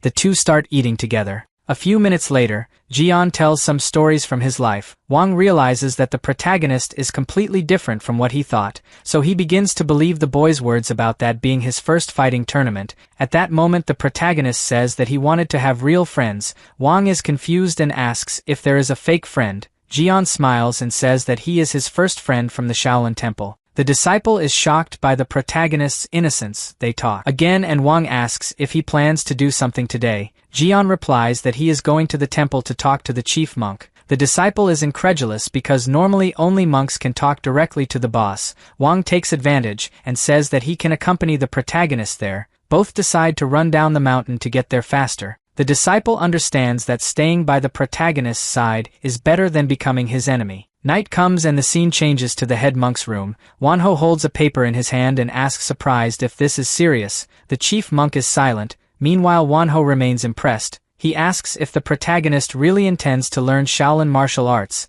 This is not the most surprising. Wanho questions how the boy regained his inner energy. The chief monk replies that he did not ask for details. Wanho carefully observes the letter written by Mok and cannot believe that that boy is recovered. In addition, the protagonist is not well regarded by the older disciples. It will be difficult to try to adapt him with the rest of the staff. He tells the chief monk that if Jian's approval depends on him and the other elders, the response will not be very favorable. The boss asks what is the problem with a Shaolin disciple learning martial arts. Wanho gets angry and asks if he agrees to accept someone who knows martial arts from another sect. The boss says that he had a serious conversation with Jian where the boy said that he copied Hong's technique instinctively. He did not know that he belonged to another sect and his master also did not plan to teach him. Wanho doesn't seem very happy, but he thinks that the boss wouldn't make a decision without thinking. In addition, Wanho will be a candidate for the next boss, so it's better not to cause any trouble until then. He asks the boss if the protagonist will be under his orders.